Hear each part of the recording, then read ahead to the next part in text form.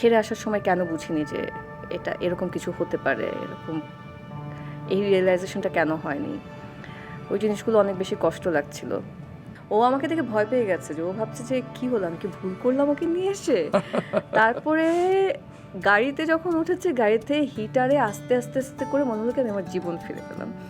আমি এইগুলো নিয়ে কথা বলতে চাই না, এটা আল্লাহ তাআলা উপরে আছেন, আল্লাহ তাআলা যতটুকু দেখবেন, আল্লাহ তাআলা যদি সন্তুষ্ট হন সেটাতেই আমার সন্তুষ্টি। আলহামদুলিল্লাহ যে আল্লাহ তাআলা আমাকে এই বুদ্ধিটা তখন দিয়েছিলেন যে এটা একটা কত বাজে কথা ছিল বুঝবার জন্য, যে হ্যাঁ তুমি তোমার হাজব্যান্ডকে ডিভোর্স দিয়ে দাও, সব ঠিক হয়ে যায়। আইডিয়াটাই ওরকম ছিল যে এটা ক্যাজুয়ালি একটা আমার ঘরে কেউ আসছেন ওই ফিলটা দিয়েই শোটা বানানো হবে, সে কারণেই ওটা করা হয়েছিল এবং দর্শকও ওটা ভালোভাবে গ্রহণ করেছে। আম্মারা যে বলতো না যে মা হবা যখন তখন বুঝবা, এক্স্যাক্টলি এখন ওটা বুঝি। He is an amazing kid.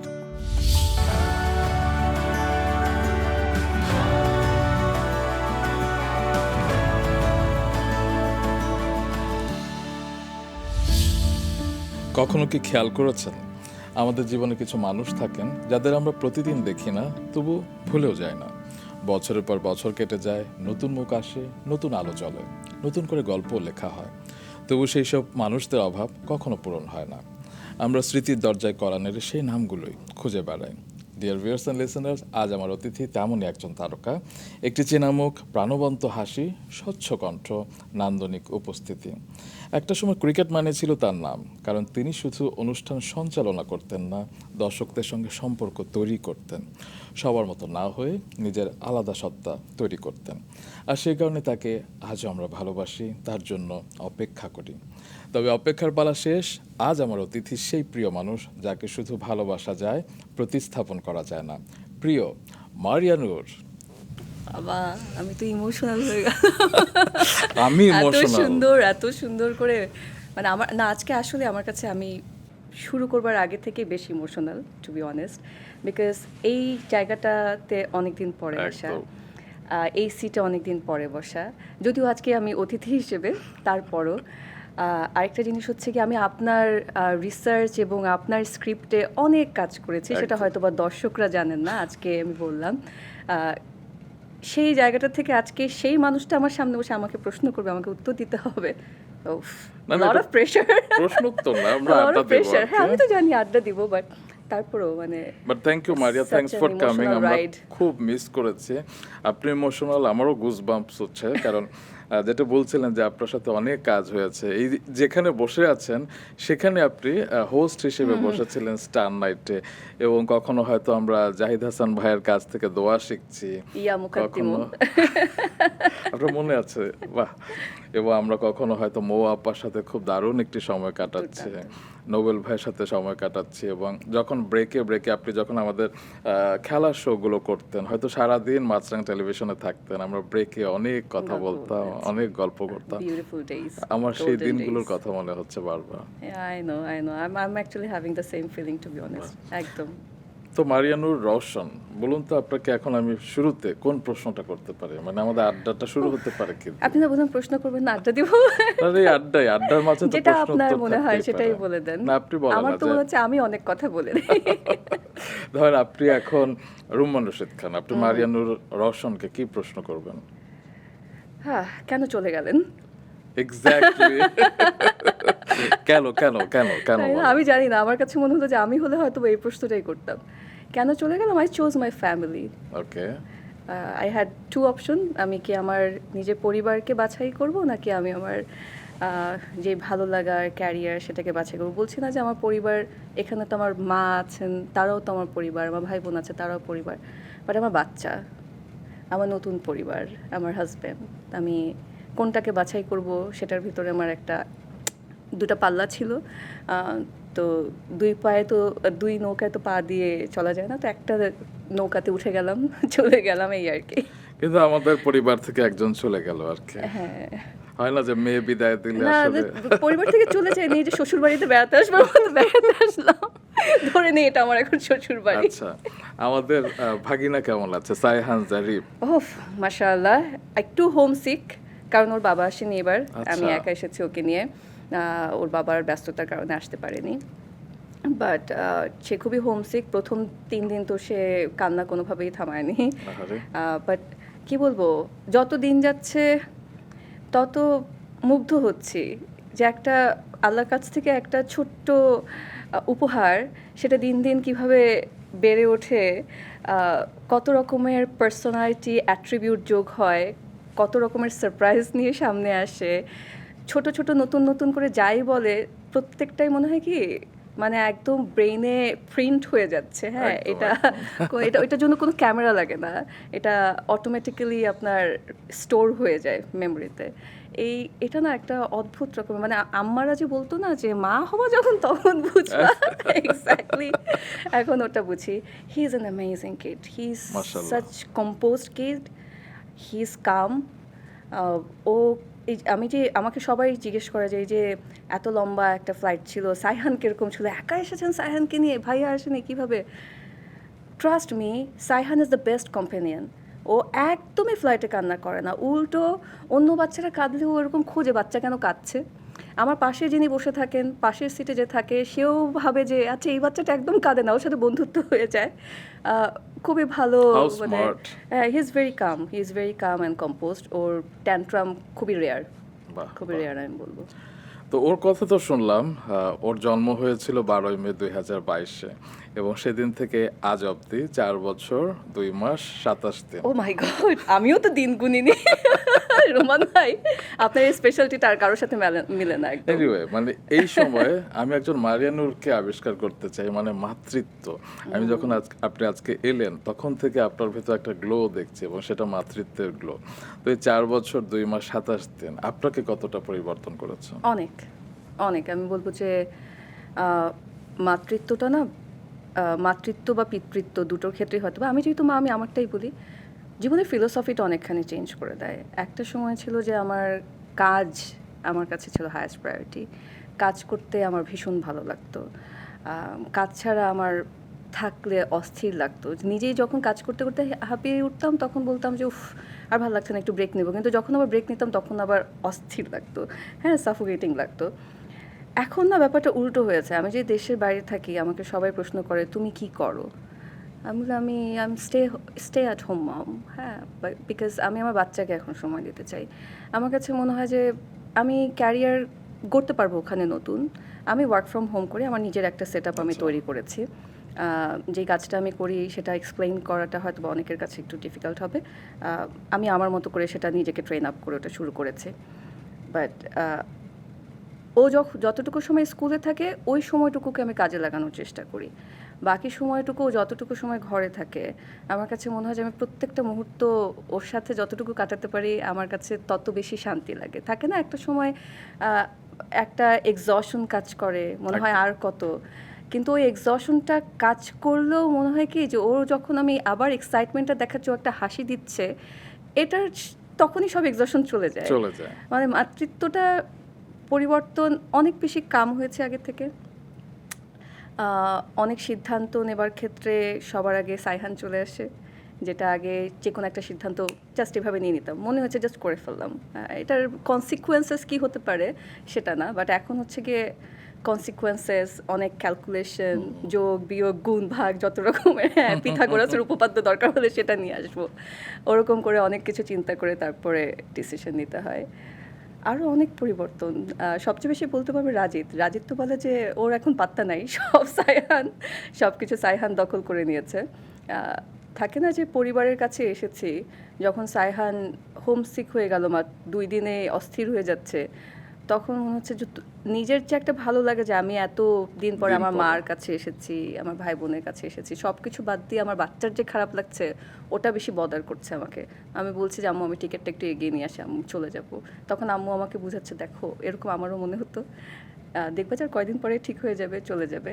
কিন্তু বাচ্চার একটু অস্থিরতা দেখলে কেমন খুব মানে স্বাভাবিক। অস্থিরতাটা অনেক পরিবর্তন। আমি বলবো হ্যাঁ, এখন আর যতটা ভেবেছিলাম যে মিস করব আমার কাজের জায়গাটাকে, সাইহানের জন্য হয়তো বা অতটা মিস করি না। মনে হয় ওই জায়গাটার একটা পরিপূর্ণতা তৈরি করে দিয়েছে। আরেকটা পরিবর্তন আপনার চোখে দেখছি, মানে সন্তানের কথা বলতে গিয়ে চোখে Sparkle. চোখে একটা অটো একটা পানি চলে আসছে, এটা হচ্ছে ভালোবাসার অশ্রু আর কি। তবে হয় না যে আমরা শুনি যে দেশের বাইরে যখন ওয়ার্কিং প্যারেন্টস থাকে তারা সন্তানদেরকে ডে কেয়ারে দেয়, আপনার সেরকম কোনো ইচ্ছে হয়নি কখনো? না, আমার কাছে মনে হচ্ছে এক একজন মায়ের সিদ্ধান্ত এক এক রকম। আমার কাছে মনে হচ্ছে যে আমার একটাই মাত্র সন্তান, আমি ওর সাথে যতটুকু সময় কাটাতে পারি, আম, আহ, অর্থ সম্পত্তি এগুলো আসবে যাবে, জীবনে থাকবে, আমি ওর সাথে যতটুকু সময় কাটাতে পারি এইটা আসলে কোনোভাবে মানি দিয়ে রিপ্লেস করা যায় না। ও তো কয়দিন পরে স্কুলে যাবে, ফুল টাইম স্কুলে যাবে, তখন আমি চাইলেও ওকে পাবো না। এমনিতে এখনই সে বেশ স্কুল পাগল। সে আমাকে এই যে এখানে আসার পর থেকে আমাকে বলছে I want to go back to my classroom. Okay. ওকে আমি এখনও বাংলা শেখাতে পারিনি, এটা আমার একটা দুঃখ, বিকজ ওর স্পিচ ডিলে ছিল, একটু অনেক বেশি ট্রানজিশনের উপর দিয়ে গেছে তো, এখানে খুব 1 বছর স্বাভাবিক। তারপরে ওখানে, তো যে কারণে আমরা ওকে বেশি প্রেশার দিইনি। সামনে আস্তে আস্তে ইনশাল্লাহ শিখবে বাংলা, অবশ্যই শিখবে। তো আমাকে আসার পর থেকে বলছে যে আমি ক্লাসরুমে চলে যেতে চাই, মানে ও এত পছন্দ, মানে উইকেন্ডে যখন স্কুল বন্ধ থাকে ওই সময়টা তো সে স্কুলে চলে যেতে চায়। সে নাকি একা একা বই পড়তে পারে। হ্যাঁ, সে বই পড়তে পারে, অলরেডি বই পড়তে পারে এবং বই পড়া ওর খুবই পছন্দ। তো রাতের বেলা ঘুমানোর আগে আমি বা ওর বাবা, মাঝে মাঝে আমরা দুজন, অথবা আমি একা বা ওর বাবা একা ওর সাথে বই পড়ি। ঘন্টাখানেক পার হয়ে যায় বই পড়তে পড়তে, তারপরে সে ঘুমোতে যায়। এটা ওর একটা রুটিন একদম। এবং আমি যে এসেছি, আমি লাগেজ ভর্তি করে বই নিয়ে এসেছি, কারণ ওকে বই পড়তে হবে। ওর বই না পড়লে ওর ভালো লাগবে না। তো যেটা বলছিলাম যে ওর এখন ক্লাসরুমে যেমন এখনই যেরকম অস্থিরতা, আর কয়েকদিন পরে বড় হলে তো আরও বেশি ক্লাসরুমে থাকতে চাইবে, আরও বেশি স্কুল পাগল হবে, আরও বেশি বন্ধু পাগল হবে, তখন তো আমি চাইলেও ওকে আটকে রাখতে পারবো না। তো এই সময়টুকু যতটুকু ওকে টাইম দেওয়া যায় খুব স্বাভাবিক। তাই। এবং যেটা বলছিলেন আগে চট করে কোনো ডিসিশন নিয়ে নিতে পারতেন, এখন সাইহানের কথা ভাবতে হয়। গত ঈদে সেরকমই একটি পরিস্থিতি এসেছিল, আপনি খুব অসুস্থ হয়ে গিয়েছিলেন এবং ও হ্যাঁ। তখন আপনি বলেছিলেন এটা একটা লার্নিং, আমার কোনো গাফিলতি করা যাবে না। হ্যাঁ, ও বাবা, রুমান ভাই আপনি এত খবর রাখেন, মাশাআল্লাহ। হ্যাঁ, আমার ভুলের জন্যই আমার এরকম হয়েছিল। শরীরটা বেশ খারাপ হয়ে গেছিলো এবং আমি যাওয়ার পর থেকে আমার কখনো এরকম শরীর খারাপ হয়নি। ওটা এত শরীর খারাপ হয়ে গেছিলো যে আমি বিছানা থেকে উঠতে পারছিলাম না বেশ কয়েকবার। যাই হোক, এত ডিটেলসে না বলি, মানে বেশ খারাপ লাগছিল। তো তখন ইভেন ওই সময়টুকু তো মাথা উঁচিয়ে দাঁড়ানো যে ও টেক কেয়ার করতে হবে, এইটা তখন খুব খারাপ লাগছিল, যে এই যে আমি যে ওকে ফুল এনার্জিটা দিতে পারছি না, ও যে বারবার কাছে আসতে চাচ্ছে। গাফিলতি করা যাবে না, একদমই না। আচ্ছা, মানে হয় না যে আমাদের এখানে একটা বাচ্চা হলেই আমরা কিরকম অনেক সময় অস্থির হয়ে যাই অনেকে, কারণ আমাদের এখানে হয়তো দাদা দাদি নানা নানি থাকে কিংবা হেল্পিং হ্যান্ডস থাকে, কিন্তু সেখানে তো আপনি সম্পূর্ণরূপে একা, সেখানে কোনো হেল্পিং হ্যান্ড নিশ্চয়ই নেই। কিভাবে সম্ভব? এবং যেদিন ও এলো পৃথিবীতে, তার পরবর্তী দিনগুলো আপনি কিভাবে ডিল করেছিলেন? আহ, আলহামদুলিল্লাহ, আমি না আমার প্রেগনেন্সি থেকে শুরু করে আমি বলবো যে আমি কোনো সময়টাতেই আই ওয়াজন্ট আনহ্যাপি। মানে বিশেষ করে প্রেগনেন্সির সময়টা যদি বলি, সবাই বলে না যে প্রেগনেন্সির সময় অনেক রকমের ডিপ্রেশন কাজ করে, অনেক কিংবা আফটার রকমের পোস্টপার্টাম ডিপ্রেশন যে হয়নি সেটা বলবো না, হয়েছে আমার। কিন্তু যেমন রাজিদ ছিল আমার সাথে যখন সাইহানের ডেলিভারি হয়েছে, ওই সময়টুকুতেও 3 উইকসের মতো আমার সাথে ছিল। সাইহানের প্রথম 2 সপ্তাহ যেই রিচুয়ালসগুলো বা যেই ডক্টরের যেই স্কেজুয়ালগুলো, সেগুলো সুন্দর মতো করে দিয়ে তারপরে দেশে চলে এসেছিলো, কারণ ও তো চাকরি করতো, তো ওকে তো ওটাও মেনটেন করতে হচ্ছে। তো ওই সময়টাতে ও যখন চলে আসে তখন খুব কষ্ট লাগছিল।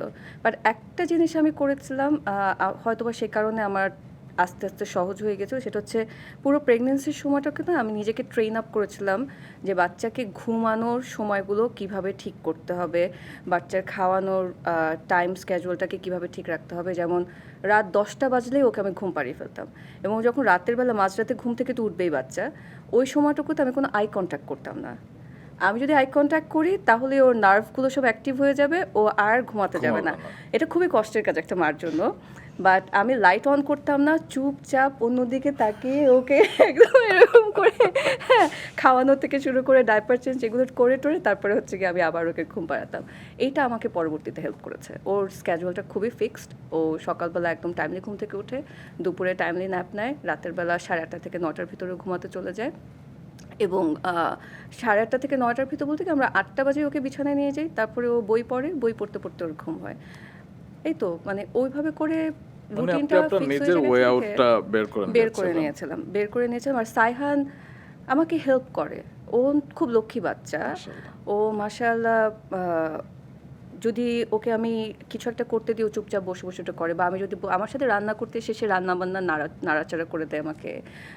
আবার এখনও কাটা ওভাবে পারফেক্ট হয় না, বাট আমি তারপর ওকে ভেজিটেবল চপ করতে দিই। ও টমেটো চপ করতে পারে, পটেটো চপ করতে পারে, ওগুলো বাসে দাঁড়িয়ে দাঁড়িয়ে করে। পিৎজা বানাতে কী কী লাগবে ও সব জানে, আমার সাথে ওরকম দাঁড়িয়ে দাঁড়িয়ে হয়তো বা ওরকম করে করবে।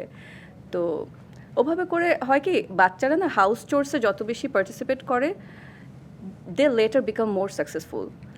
সো ওইটার সাকসেসফুল হওয়ার জন্য না, ও যাতে বোর ফিল না করে ওকে আমার সাথে রাখছি। একদিকে ও বোরও ফিল করছে না, একদিকে ওর কিছু জিনিস শেখাও হচ্ছে, আর আরেকদিকে হচ্ছে গিয়ে ও একটু কাম কম্পোজডও থাকছে যে okay he is learning something new, এবং ওইটাকে ফান হিসেবে নিচ্ছে। কারণ এখনকার বা এই সময়টুকুতে তো ও জানে না যে এটা কাজ।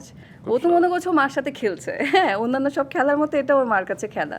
কিন্তু ও যখনই জানবে যে এটা কাজ তখন আর করবে কিনা জানি না, বাট এখন আপাতত সেটাকে খেলা মনে করে আমার পাশে থাকে।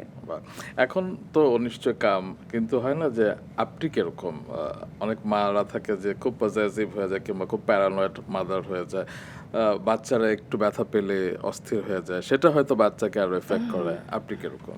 না, আমি ব্যথা পেলে ওরকম প্যারানয়েড হয়ে যায় না। নাম্বার ওয়ান হচ্ছে ও যদি পড়ে যায় আমাদের ও it's okay, you can always get up, nothing happen. মানে আমি হয় কি যখন আমরা ওই রিয়াকশনটা তখনই ও না না ব্যথাটা যতটুকু না পায় ও মেন্টালি তখন হয়ে যায় যে ও কি জানি একটা হয়ে গেল, তখন কান্না শুরু করে দেয়। So I don't do that. ওটা আমি না করে আমি জাস্ট কিছু হয়নি বাবা, উঠে দাঁড়াও, কিছু হয়নি, তো তারপরে ও আবার ঠিক হয়ে যায়। বা মাঝে মাঝে আমি তাকাইও না, আমি এমন ভান করে যে আমি দেখিনি ও কি ব্যথা পেলো না কি করলো। কিন্তু মায়ের বুক ছিঁড়ে যায় নিশ্চয়, কারণ বাচ্চা ব্যথা পেলে কোনো বাবা মারই ভালো না, ওটা মারা দেখলে বুঝে আসলে ব্যথা পেয়ে কোন পড়াটাতে ব্যথা আছে কোন পড়াটাতে ব্যথা নেই, ওটা আসলে মারা দেখলে বুঝে যায়। আচ্ছা, মায়েরা তো বোঝে, হয় না যে কো প্যারেন্টিং বলেও তো একটি শব্দ আছে যেটা স্পেশালি বাঙালি পুরুষদের অনেকে হয়তো ফিল করে, আবার অনেকে করে না আর কি, কারণ এক্ষেত্রে দুজনেরই তো ভূমিকা আছে। ভাইয়া এক্ষেত্রে কতটা হেল্পফুল? অনেক, আমি বলবো অনেক। ডাইপার চেঞ্জ থেকে শুরু করে সাইহানকে খাওয়ানো থেকে শুরু করে সব কিছুতেও পার্টিসিপেশন আছে। এই যে বললাম বই পড়ার ক্ষেত্রে যে কোনো দিন হয়তো বা যেমন এই ফুটবল ওয়ার্ল্ড কাপে আমি কিছু কন্টেন্ট বানানোর চেষ্টা করেছি, আমি নিয়মিত দেখি। তো থ্যাংক ইউ। তো ওই সময়টুকুতে যদি আমি বলতাম যে তুমি একটু সাইহানকে তুমি খাওয়াও বা তুমি সাইহানকে ঘুম পাড়াও, ও ঘুম পাড়াতো, আমি বসে আমার মতো আমার রুমের ভিতরে আমি বসে কাজ করতাম। ওর ওই পার্টিসিপেশনটা খুবই ভালো। অফকোর্স সেটা শুরু থেকে ছিল না, অফকোর্স সেটার জন্য আমার সাথে অনেক কথা কাটাকাটি হয়েছে, অফকোর্স তাকে আমার অনেক ট্রেন আপ করতে হয়েছে, সেও তো একটা নতুন বাবা। আরেকটা জিনিস হচ্ছে কি আমাদের সোসাইটিতে বিশেষ করে আমাদের দেশের সংস্কৃতিটা যেরকম, সেখানে তো আসলে এই জিনিসগুলো দেখে বড় হয়নি এবং শেখানো হয়নি। তো আমি বলবো যে মিলেনিয়াল প্যারেন্টস যারা আপনি বলেন বা আমি বলেন, আমাদের ক্ষেত্রে আসলে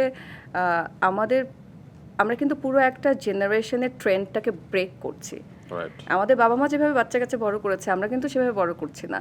তো সেক্ষেত্রে ওই বাবা যারা আছে তাদেরকে ট্রেন আপ করার দায়িত্বটাও সামহাও চলে এসেছে। ও অনেক বেশি ইনস্টাগ্রাম বা সোশ্যাল মিডিয়াতে ফেসবুকে যেখানে প্যারেন্টিং নিয়ে টিপস আছে ওগুলো খুব ফলো করে, ও আমার সাথে শেয়ার করে, আমরা দুজন ডিসকাস করি। এমন না যে কখনো দ্বিমত হয় না, তা না, দ্বিমত হয়, বেশি রেগে যাই আমি।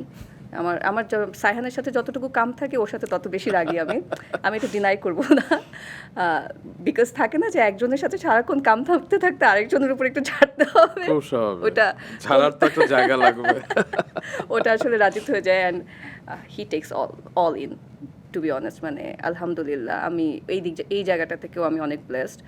ও এতটাই আমার প্রতি কেয়ারিং যে ওই জিনিসটাকেও গিলে ফেলে, খুব সুন্দর মতো করে সেটাকে ম্যানেজ করে নেয়।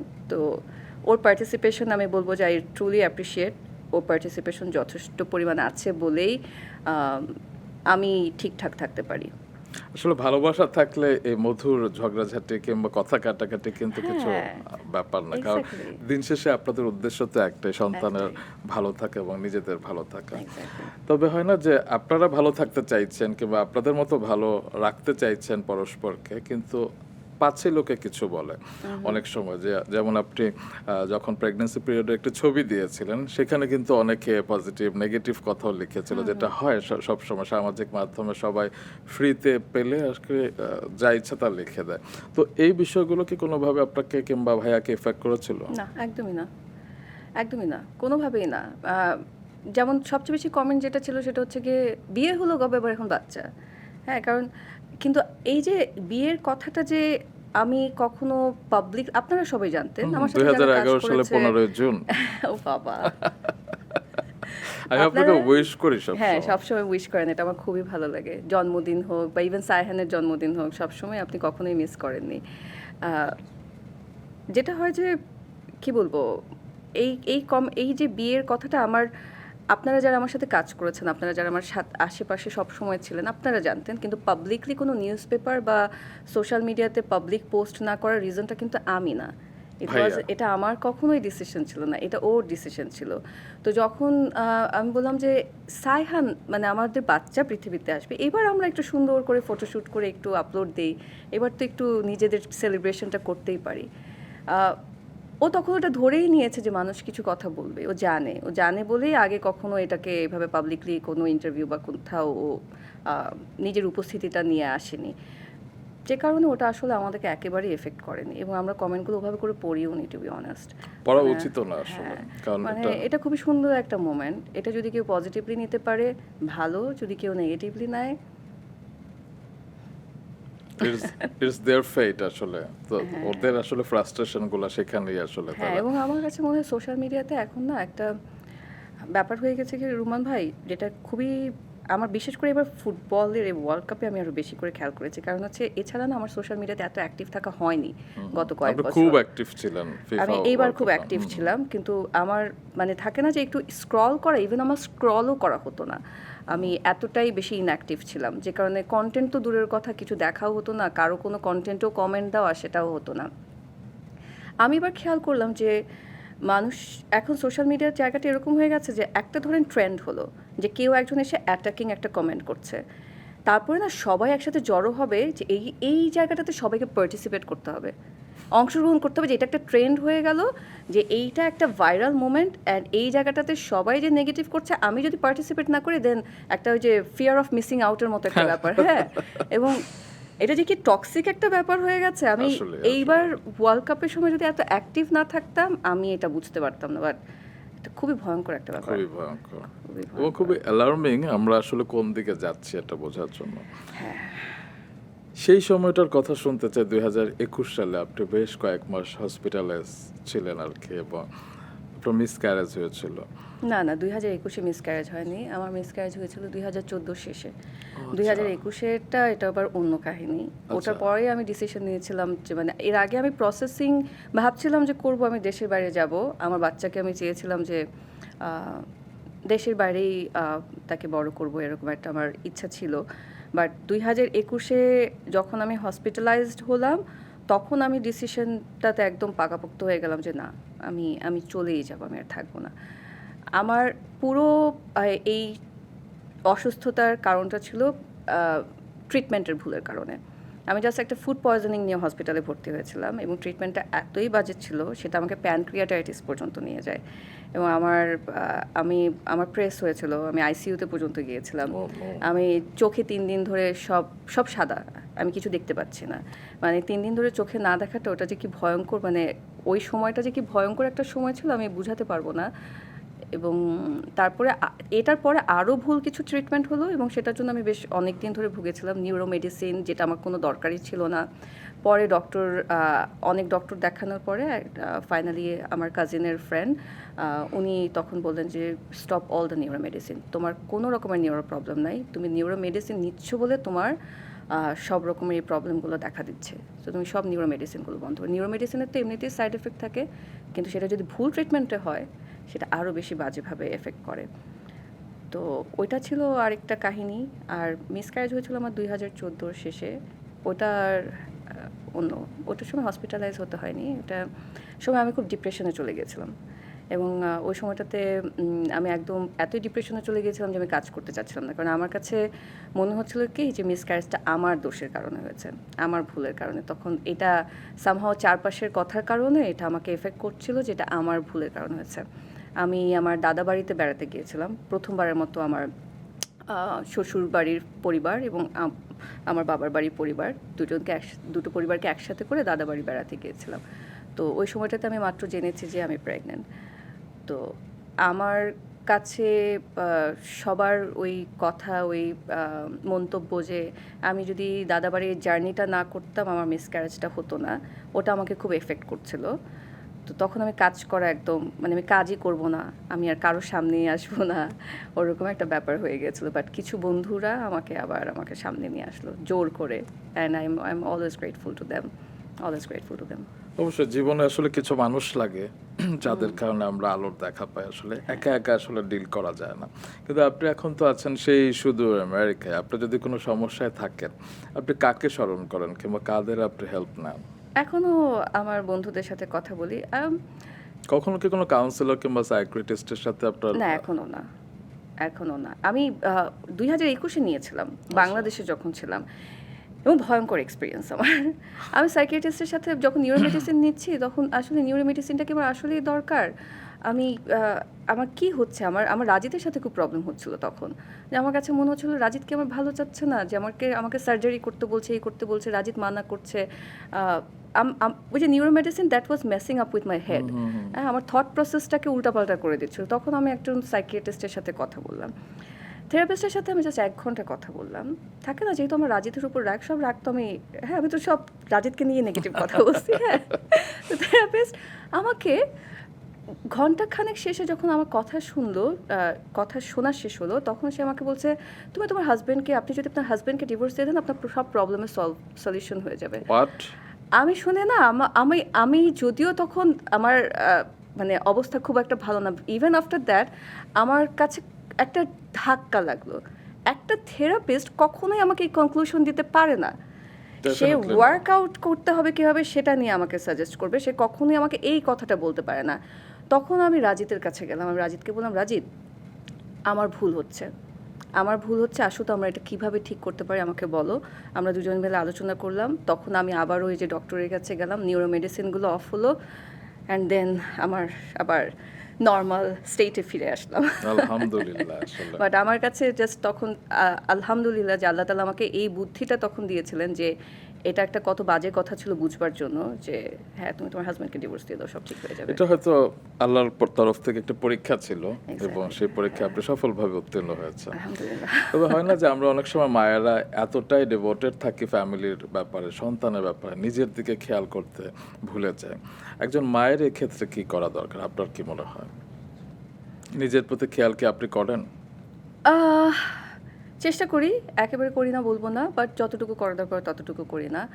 আম, এক আমি যেটা মনে করি যে একটা মা নিজেকে ভালো রাখলে, নিজেকে হ্যাপি রাখলে, তখন সে বাচ্চাটাকে হ্যাপি রাখতে পারবে। So it's very important, definitely it's very important. আমার ক্ষেত্রে একটু কঠিন হয়ে যায়, যেহেতু আমি সব কিছু একা করি, একা সামলাই, কোনো রকমের হেল্প না নিয়ে, সায়হানকে কোনো রকমের ডে কেয়ার না দিয়ে, তো একটু প্রেশারটা হয়তো বা বেশি পড়ে যায়। বাট তারপর চেষ্টা করি কিছু নিয়ম মানবার জন্য।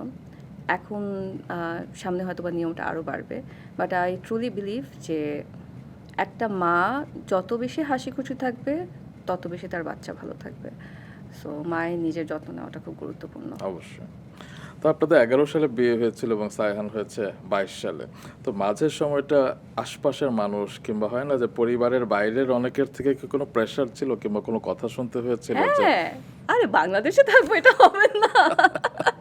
অনেক কথা যে কেন বাচ্চা নিচ্ছি না, কেন বাচ্চা হচ্ছে না, মানে ব্যাপারটা এরকম যে সেগুলো ডিল করাটাও তো একটা mental pressure. To be honest Roman ভাই, আমি না এইসব ব্যাপারে খুবই strong headed, to be honest. মানে আমাকে আশেপাশে থেকে আমাকে কে কী বলছে, ওই জিনিসগুলোকে আমি কখনোই গুরুত্ব দিইনি। গুরুত্ব দিলে আমি যে ফ্যামিলিতে বিলং করি, আমার মিডিয়াতে কাজই করা হতো না। মানে একদম সত্যি করে যদি আমি স্পষ্ট ভাষায় বলি, কোনো রকমের রাগঢাক না রেখে, কারণ আমি যখন মিডিয়াতে কাজ শুরু করেছি তখন থেকে আমাকে প্রচণ্ড রকমের প্রেশার নিতে হয়েছে, অনেক বেশি কথা শুনতে হয়েছে, কারণ আমাদের পুরো ফ্যামিলির খুব কেউ নেই মিডিয়াতে, মানে এক্স্যাক্টলি একদম কেউই নেই, আমি একমাত্র। এবং সবাই হচ্ছে গিয়ে খুব বেশি হয় ডাক্তার, না হলে ইঞ্জিনিয়ার এরকম, অথবা কর্পোরেটের কোনো হাই লেভেলে আছেন, এরকম একটা জায়গায় সবাই খুব স্টুডিয়াস আর কি, পড়ালেখা ভালো করতে হবে। সেটা আপনিও ছিলেন। আমি ছিলাম, মানে পড়তে হয়েছে, এখন বাবা মা পড়তে বলেছে, পড়তে হবে। বাবা মা পড়তে বললে কেউ অ্যাকাউন্টিং এ ফার্স্ট ক্লাস হয় না, অনার্সে মাস্টার্সে, তারপর আবার ফ্যাশন ডিজাইনিং এ আপনি ডিপ্লোমা করেছেন।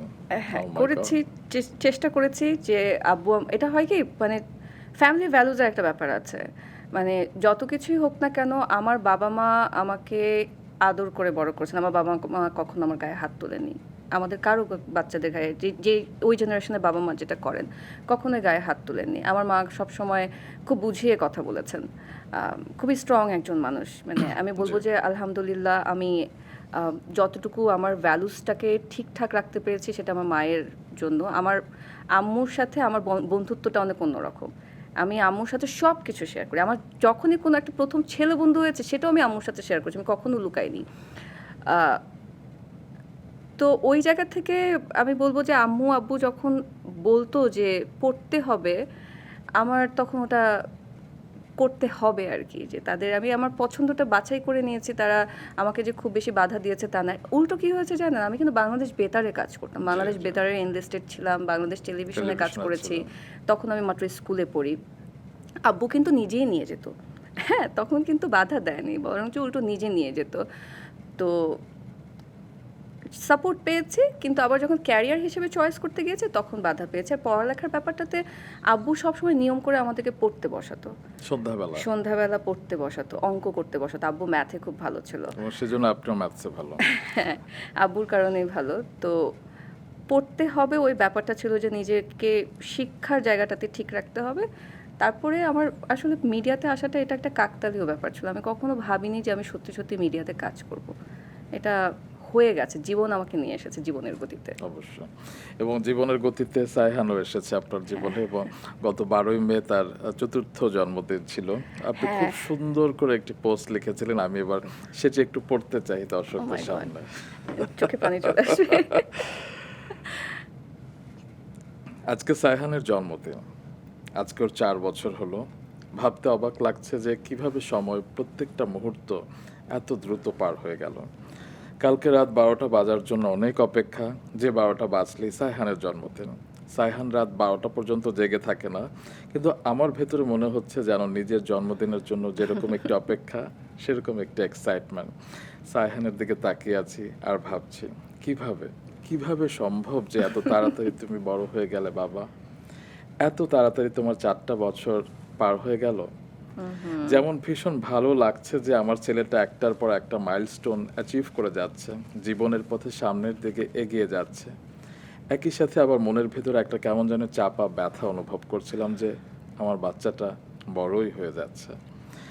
সামনের দিনগুলো আরো কত দ্রুত চলে যাবে, কত তাড়াতাড়ি ও বড় হয়ে যাবে। ছোট ছোট শব্দগুলো যেভাবে উচ্চারণ করতো, যেভাবে ওর সমস্যা হতো, আজ আর হয় না। এখন তুমি বই পড়তে পারো একা একা, প্রতিদিন রাতে ঘুমাবার আগে বই পড়া তোমার সবচেয়ে প্রিয়। এখন তোমার সবচেয়ে প্রিয় বই day dreamers and dream animals. Mama is really proud of you. আর তোমার kindness, sweetness, the caring personality that you have, সবার সাথে সুন্দর করে সব কিছু শেয়ার করা, তোমার ফ্রেন্ডদের সাথে তোমার খেলনা শেয়ার করা, বা কাউকে কোনো কিছু এগিয়ে দেওয়া, কারো খারাপ লাগছে দেখে এগিয়ে যাওয়া, এই যে এত ওয়ান্ডারফুল পার্সোনালিটি ট্রেটস তোমার ভেতরে আছে, আমাকে ভীষণ মুগ্ধ করে বাবা। তোমার যে সুন্দর একটি মন আল্লাহ তাআলা তোমাকে দিয়েছেন, এই সুন্দর মনটা নিয়ে তুমি অনেক অনেক বড় হও। মাম্মা সবসময় তোমার জন্য সেই দোয়াই করি। শুভ জন্মদিন বাবা। মাম্মা যতদিন বেঁচে থাকবো তোমার জন্য শতভাগ না, তার থেকে আরও কত বেশি করা যায়, সবসময় তোমার পাশে থাকবো। Love you to the moon and stars, my precious little one. জগতের সব বাবা মাই ভালো, জগতের সব বাবা মাই ভালো, এটার কোনো দ্বিমত আমি পোষণ করতে পারবো না। সেই তালিকায় মারিয়া নূরও একটি নূর আর কি। না, হয় আসলে মাতৃত্ব প্যারেন্টহুডটা আসলে একটু না না হলে আসলে বোঝা যায় না এটা কীরকম, আসলে বোঝা যায় না। ওকে বেড়ে উঠতে দেখাটা আমার জীবনের সবচেয়ে বড় প্রাপ্তি। মানে আমি জীবনে যাই পেয়েছি কি না কেন, তার থেকে সবচেয়ে বড় প্রাপ্তি হচ্ছে গিয়ে আমি ওকে যত বড় হতে দেখছি। তবে হ্যাঁ, এখানে যেটা লিখেছে যে শেয়ার করা, ও মাই গড! এইবার নানা বাড়িতে এসে শেয়ারিং একদম দূর। মানে ওর ২টা কাজিন আছে। আমার ভাইয়ের ২টা বাচ্চা। জি। একটা হচ্ছে কি ওর সমানই জাস্ট ৩ দিনের বড়। জানি না লাকিলি আমাদের কিভাবে এরকম হলো। আরেকটা হচ্ছে আমার মাত্র এসে দেখার সুযোগ হলো, ওর ১ বছর হয়েছে, আমিরা ওর নাম। আর ইহান হচ্ছে সাইহানের সমান। আমিরাকে আমি যেহেতু মানে ১ম দেখেছি, ওরকে আদরটা অ্যাটেনশনটা একটু বেশি দেওয়া হচ্ছে। আমিরা ওর আশেপাশেই থাকতে পারবে না। ও কোনো খেলনা নিয়ে খেলছে না, সেটাও আমিরা ধরতে পারবে না। আমি ভাবছি যে আমি যে তোমাকে এত প্রশংসা করলাম যে তুমি শেয়ার করো, ওগুলা কোথায় গেল বাবা? বাংলাদেশে বাতাস পেয়েছে। বাংলাদেশের বাতাসে। কারণ আমরা হয়তো ওখানে খুনসুটি গিয়ে আবার করতে ঠিক হয়ে যাবে। ওস্তাদ আর কি। ইহানের সাথে যেরকম ইহান ওর খেলনা ভেঙে দিচ্ছে, ও যেটা বানাচ্ছে হয়তো বা ব্লকস দিয়ে কিছু বানাচ্ছে বা ম্যাগনেটিক ব্লকস দিয়ে কিছু বানাচ্ছে, কোনো সমস্যা নাই। ইহান ভেঙে দিচ্ছে, ফেলে দিচ্ছে, he is okay with it. But Amira যদি ওটা একটু টাচও করে, সে সাথে সাথে একদম মনে হচ্ছে যেন পৃথিবী উল্টে গেল ওর। না, মেয়ে কাজিনের সাথে একটু খুনসুটি না করলে আর মজা কে? হয়তো বা। যাই হোক, আপনি আমি ওর সামনে এখন আমিরাও বলতে পারি না, আমাকে বলতে হয় আম্মু ছোট্ট বালিকা আসছে আমার এদিকে। আচ্ছা, এই যে কিছুক্ষণ আগে বলছিলেন যে আপনি সাইহানের জন্য আগে সেই কাজটিকে মিস করেন না, তো 2024 সালে আপনার শেষ আমরা দেখেছিলাম হোস্টিং করতে আর কি। আমরা তো মিস করি, আমাদের জন্য আপনার কোনো প্ল্যান নেই? সত্যি কথা বলতে গেলে রুমান ভাই, আমি জানি যে আমার এখন প্ল্যান করলে সেটা রিয়ালিস্টিক প্ল্যান হবে না। হ্যাঁ, আমি হয়তো বা আমার আম, নিজের জায়গা থেকে কন্টেন্ট ক্রিয়েশনের কাজ করব, এটা আমার প্ল্যান আছে। কিন্তু আমি এখানে এসে যে আবার কাজ করব, সেটা আমার হয়ে উঠবে না। কারণ সাইহানের স্কুল আছে, ওর স্কুল বাদ দিয়ে তো আমি ওকে এখানে নিয়ে আসতে পারবো না। আবার ও এতই ছোট যে আমি ওকে ওখানে একা রেখেও আসতে পারবো না। সো যেটা সম্ভব না, অবাস্তব কিছু পরিকল্পনা বা আশা না করাটাই ইউ আর ভালো। ভেরি মাচ প্র্যাকটিক্যাল পারসন, এবং সেই কারণে 12 ডিসেম্বর 2024 আপনি একটি পোস্ট লিখেছিলেন, সেটি হচ্ছে অতীতকে মিস করাটা খুব স্বাভাবিক, কিন্তু এই ভেবে আমার মন শান্তি পায় যে একদিন যেসব আশীর্বাদ ও প্রাপ্তির জন্য প্রার্থনা করেছিলাম, আজ আমি সেগুলোর মাঝে বেঁচে আছি। জীবনের প্রতিটি সিজনেরই আলাদা সৌন্দর্য আছে, আর আমি এই সিজনের জন্য কৃতজ্ঞ। আলহামদুলিল্লাহ, আই এম গ্রেটফুল, আলহামদুলিল্লাহ। সেটি কিন্তু হওয়া উচিত আসলে। আমার বর্তমানে যা আছে সেটা নিয়ে হ্যাপি থাকা। আমরা অনেক সময় দেখা যাচ্ছে যে সব পেয়েও আমরা ভাবি যে কি যেন নয়, কি যেন নয়। হ্যাঁ, এটা আমার কাছে মনে হয় কি রুমান ভাই, জীবনে অপ্রাপ্তিগুলো নিয়ে যত বেশি চিন্তা করব, ডিপ্রেশন তত বেশি জেঁকে বসবে, তত বেশি কম্পেয়ার করা শুরু করব, ওর আছে আমার নেই। ওই কম্প্যারিজনে গেলে, ওই অপ্রাপ্তি চিন্তাগুলো করলে শুধুমাত্র নিজের মাথাতে রেন্ট ফ্রি অনেক কিছু জায়গা দেওয়া হবে। আমার মাথাটাকে যদি আমি এত রেন্ট ফ্রি করে ফেলি, তাহলে কীভাবে হবে বলেন? ওটাকে যতটুকু মূল্যবান রাখা যায় ততটুকুই ভালো। তো ক্যারিয়ার শুরুর দিককার কথা বলছিলেন আপনি কিছুক্ষণ আগে, সেই 2009 সালে আপনি যখন রেডিও এবিসি রেডিওতে আপনি কাজ শুরু করেছিলেন, এবং কত স্যালারি যেন ছিল আপনার পার মান্থ? মাত্র 5,000। মাত্র 5,000 হ্যাঁ, শুরু মাত্র করেছিলেন। 5,000, তো তাও এটা বলবো যে আমার প্রথম চাকরি।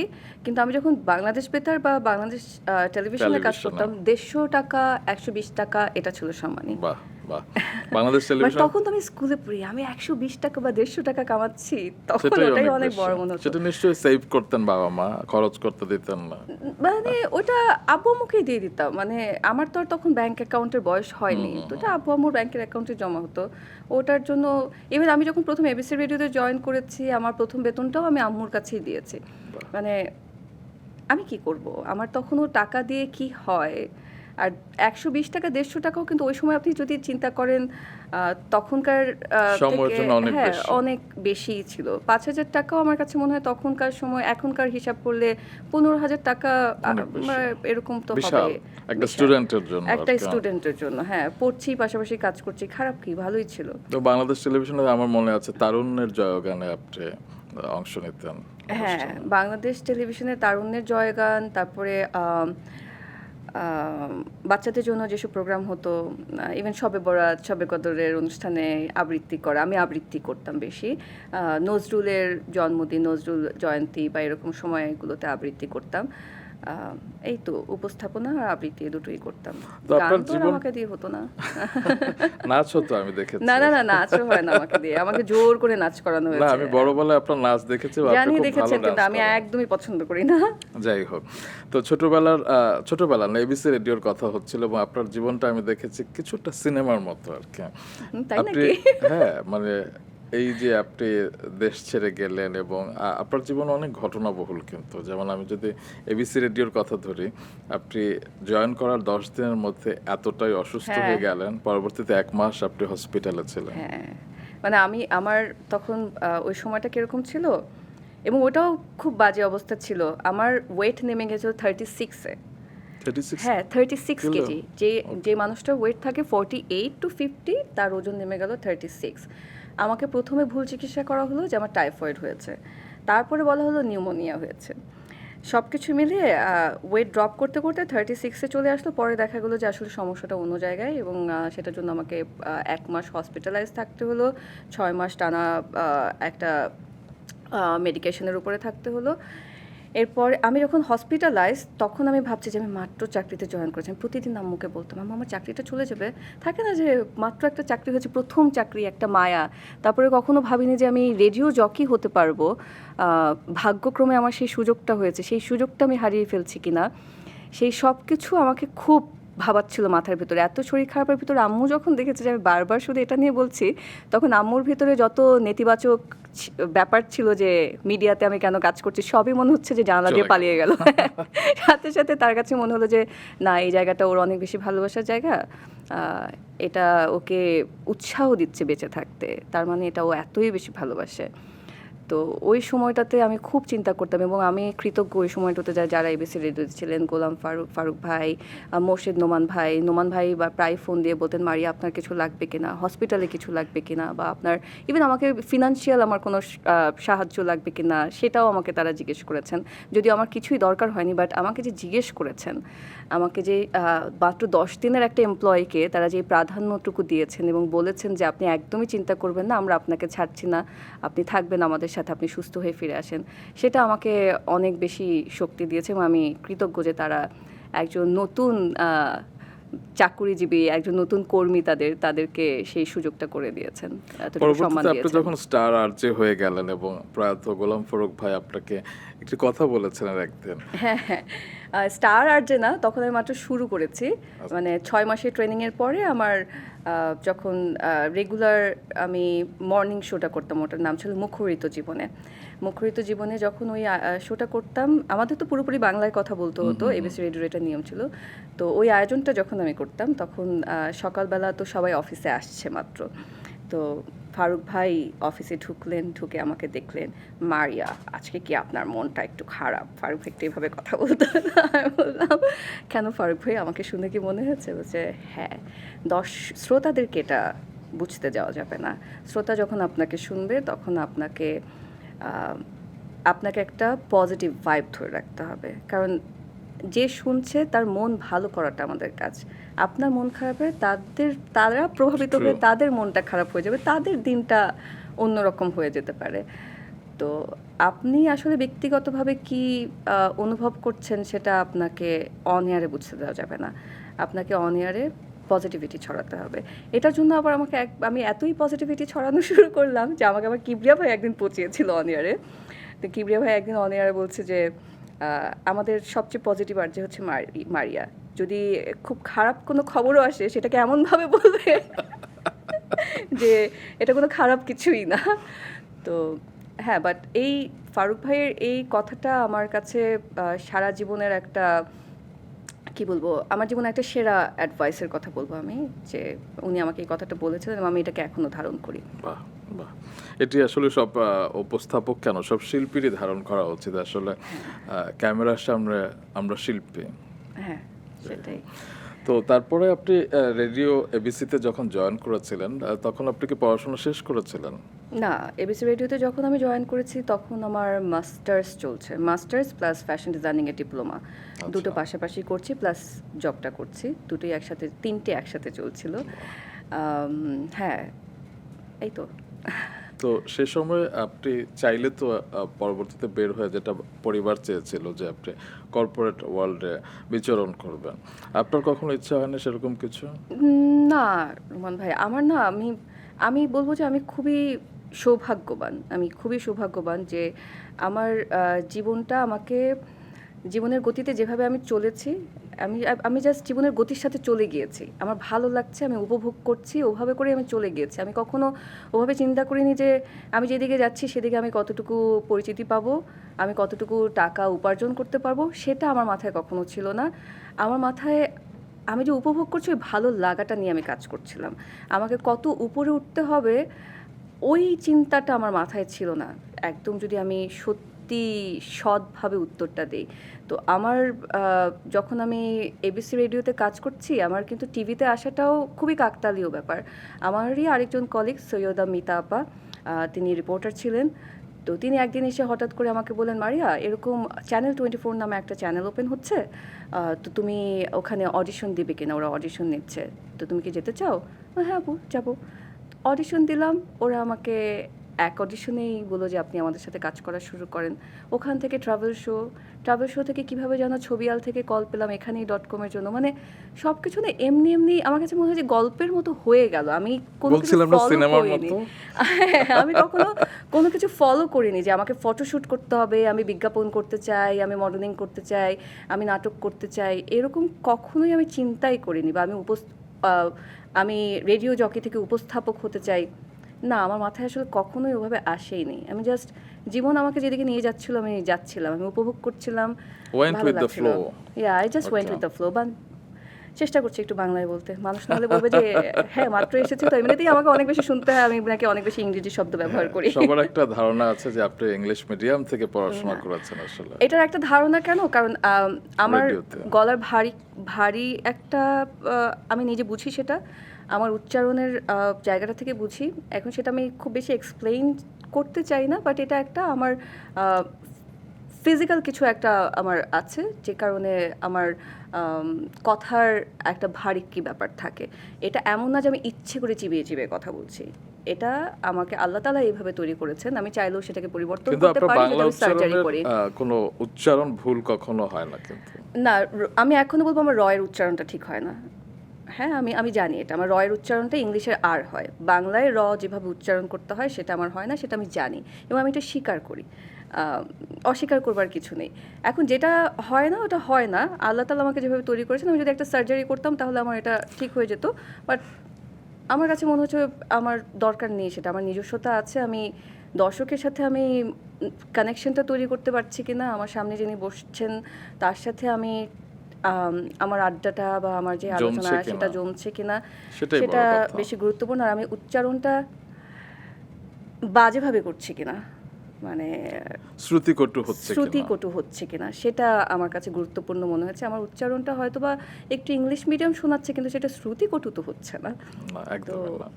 যাই হোক, আপনি বলছিলেন যে আপনার প্রত্যেকটা পথেই বাধা এসেছিল। আপনি যখন রেডিওতে জয়েন করেছেন তখনও পরিবার থেকে বাধা এসেছিল, আপনি যখন টেলিভিশনে কাজ করা শুরু করেছিলেন তখনও কিছুটা বাধা এসেছিল, কিন্তু তখন তো আপনি ম্যারিড ছিলেন। হ্যাঁ, ম্যারিড ছিলাম। আমার শ্বশুর বাড়ি থেকে আমি সাপোর্ট পাই, মানে শ্বশুর বাড়ি বলতে আমার শ্বশুরের কাছ থেকে। আমি বাবার কাছ থেকে অনেক সাপোর্ট পেয়েছিলাম। যখন আব্বু আম্মু বলছে যে ও ট্রাভেল শো করতে যাবে, ওকে একা কখনো ট্রাভেল করতে দিইনি, একা কখনো ছাড়িনি, আপনারা ওকে এইভাবে একা ট্রাভেল করতে দিচ্ছেন। আমি এখন এই কথাটা আমি সবাইকে বলি। বাবা একটা কথা বলেছিলেন, এখন যৌবন যার যুদ্ধে যাবার সময়, বাবা একটু কাব্যিক আছেন, তা এখন যৌবন যার যুদ্ধে যাবার সময়, ও এখন করবে না তো কখন করবে। তো আব্বু আম্মু এরপর আর এটা নিয়ে কোনো কথা বলেননি এবং তারপরে তো আমি ট্রাভেল শো করলাম। ট্রাভেল শো থেকে হয়তো বা দেখে ছবিয়াল থেকে কল আসলো, এই তো। এখন যাবে না তো কখন যাবে, এই কারণে এখনই .com এর আপনি ও মাই গড, আপনি এত সুন্দর করে মিলিয়ে ফেলেন সবকিছু। এটা আমি না, প্রকৃতি মিলিয়ে ফেলে। হ্যাঁ, এখানেই এবং মোস্তফা সরোয়ার ফারুকীর সাথে আপনি কাজ করলেন এবং সেই বিজ্ঞাপনটার পরে তো ইয়াসনা বলে সব ও হ্যাঁ, যেখানেই যেতাম ইয়াসনা শুনতে হতো। এবং এটা যে কত বড় একটা প্রাপ্তি, মানে আলহামদুলিল্লাহ। মানে এটা অনেক অভিনেতা অভিনেত্রীরা চান তাদের চরিত্রটা এতই বেশি দর্শকের হৃদয়টাকে স্পর্শ করুক যে তাদেরকে সেই চরিত্রের নাম ধরে ডাকা হোক। আমি অভিনয় তো এত ভালো করিনি কখনো, কিন্তু বিজ্ঞাপনে এমন একটা চরিত্র আমি পেয়েছি যেটা এতটাই ভালো লেগেছে মানুষের, যে এটার নামটা আমাকে অনেক দিন পর্যন্ত শুনতে হচ্ছে। ইভেন এখনও জানেন অনেকে আমাকে ইনবক্স করে যে আপনাকে সেই ইয়াসনার যুগ থেকে চিনি। শুধু সেটা না, মানে একটি সাফল্য পাওয়া তো আসলে ফ্লুক অনেক, বলে, অনেক কিন্তু বলে, পরবর্তীতে যে আপনি তাজার যে বিজ্ঞাপনটা, একটা চায়ের বিজ্ঞাপন করলেন, এবং সেটা সংলাপটাও কিন্তু এখনো মানুষ মুখে মুখে ফেরে আর কি। আপনার মুখ থেকে একটু শুনি না যে সেই বিজ্ঞাপনের মতো করে। কি যেন ছিল? এই ভদ্রলোক। এই ভদ্রলোক জানেন না উনি কে? যদি কোনো সহৃদয় ব্যক্তি ওনার পরিচয় জেনে থাকেন তাহলে কাউন্টারে যোগাযোগ করুন। আমি জানি না আমি কিভাবে বলছি, অফকোর্স আগের মতো হয়নি, বাট না না, এক থেকে ওকে। তো এই যে এত জনপ্রিয়তা ছিল এবং এত কিছু ছিল, তার মাঝে তো উপস্থাপনা আপনি একদম শীর্ষে চলে গিয়েছিলেন এবং খুব সহজেই আপনি এলেন 12 সালে, এবং খুব সহজেই আপনি একটা সময় ছিল যে পত্রপত্রিকায় লেখা হতো এবং সব জায়গায় লেখা হতো ক্রিকেট মানে মারিয়ান রুল আর কি। তো এই বিষয়গুলো কি কখনো আপনার ভেতরে অহংবোধ নিয়ে আসেনি? অহংবোধ আনেনি, বাট আমি বলবো যে ক্রিকেট মানে মারিয়াটা আমাকে কখনো অহংবোধ আনেনি। বরঞ্চ আমি বলবো যে একটা সময় 2018-র দিকে গিয়ে আমার ভিতরে একটা কম্পিটিটিভ বিহেভিয়ার চলে এসেছিল। মানে আমি একদম যদি অনেস্টলি বলি, তখন আমার কাছে, আমি ক্রিকেটের বাইরেও অনেক কাজ করছিলাম। তখন আমার কাছে মনে হচ্ছিলো যে আমাকে আরও ভালো করতে হবে, আরও বেটার কিছু করতে হবে অন্যদের থেকে না চিন্তা করে আমি যদি শুধু চিন্তা করতাম আমার থেকে, তাহলে সেটা আমার জন্য ভালো হতো। ওই সময়টাতে আমি একটু মেন্টালি স্ট্রাগল করেছিলাম।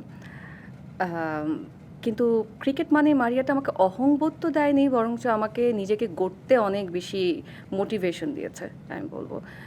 ওই জায়গাটা থেকে আমি সব সময় চেষ্টা করতাম যে আমার স্ক্যাজুয়ালটা, আমার কাছে হয়তো বা যেই চ্যানেলের সাথে আমি তখন কাজ করছিলাম সেই চ্যানেল হয়তো বা আমার কাছ থেকে ডেট নেয়নি যে এখন সামনে যে সিরিজটা আছে, কিন্তু তার আগেই আমি আমার ক্যালেন্ডারটাকে, আমার কাছে যতই কর্পোরেট ইভেন্ট আসুক না কেন, একটা টিভি শো থেকে একটা কর্পোরেট ইভেন্টের রেমুনারেশন অনেক বেশি, মানে প্রায় 10 গুণই বলা যায়।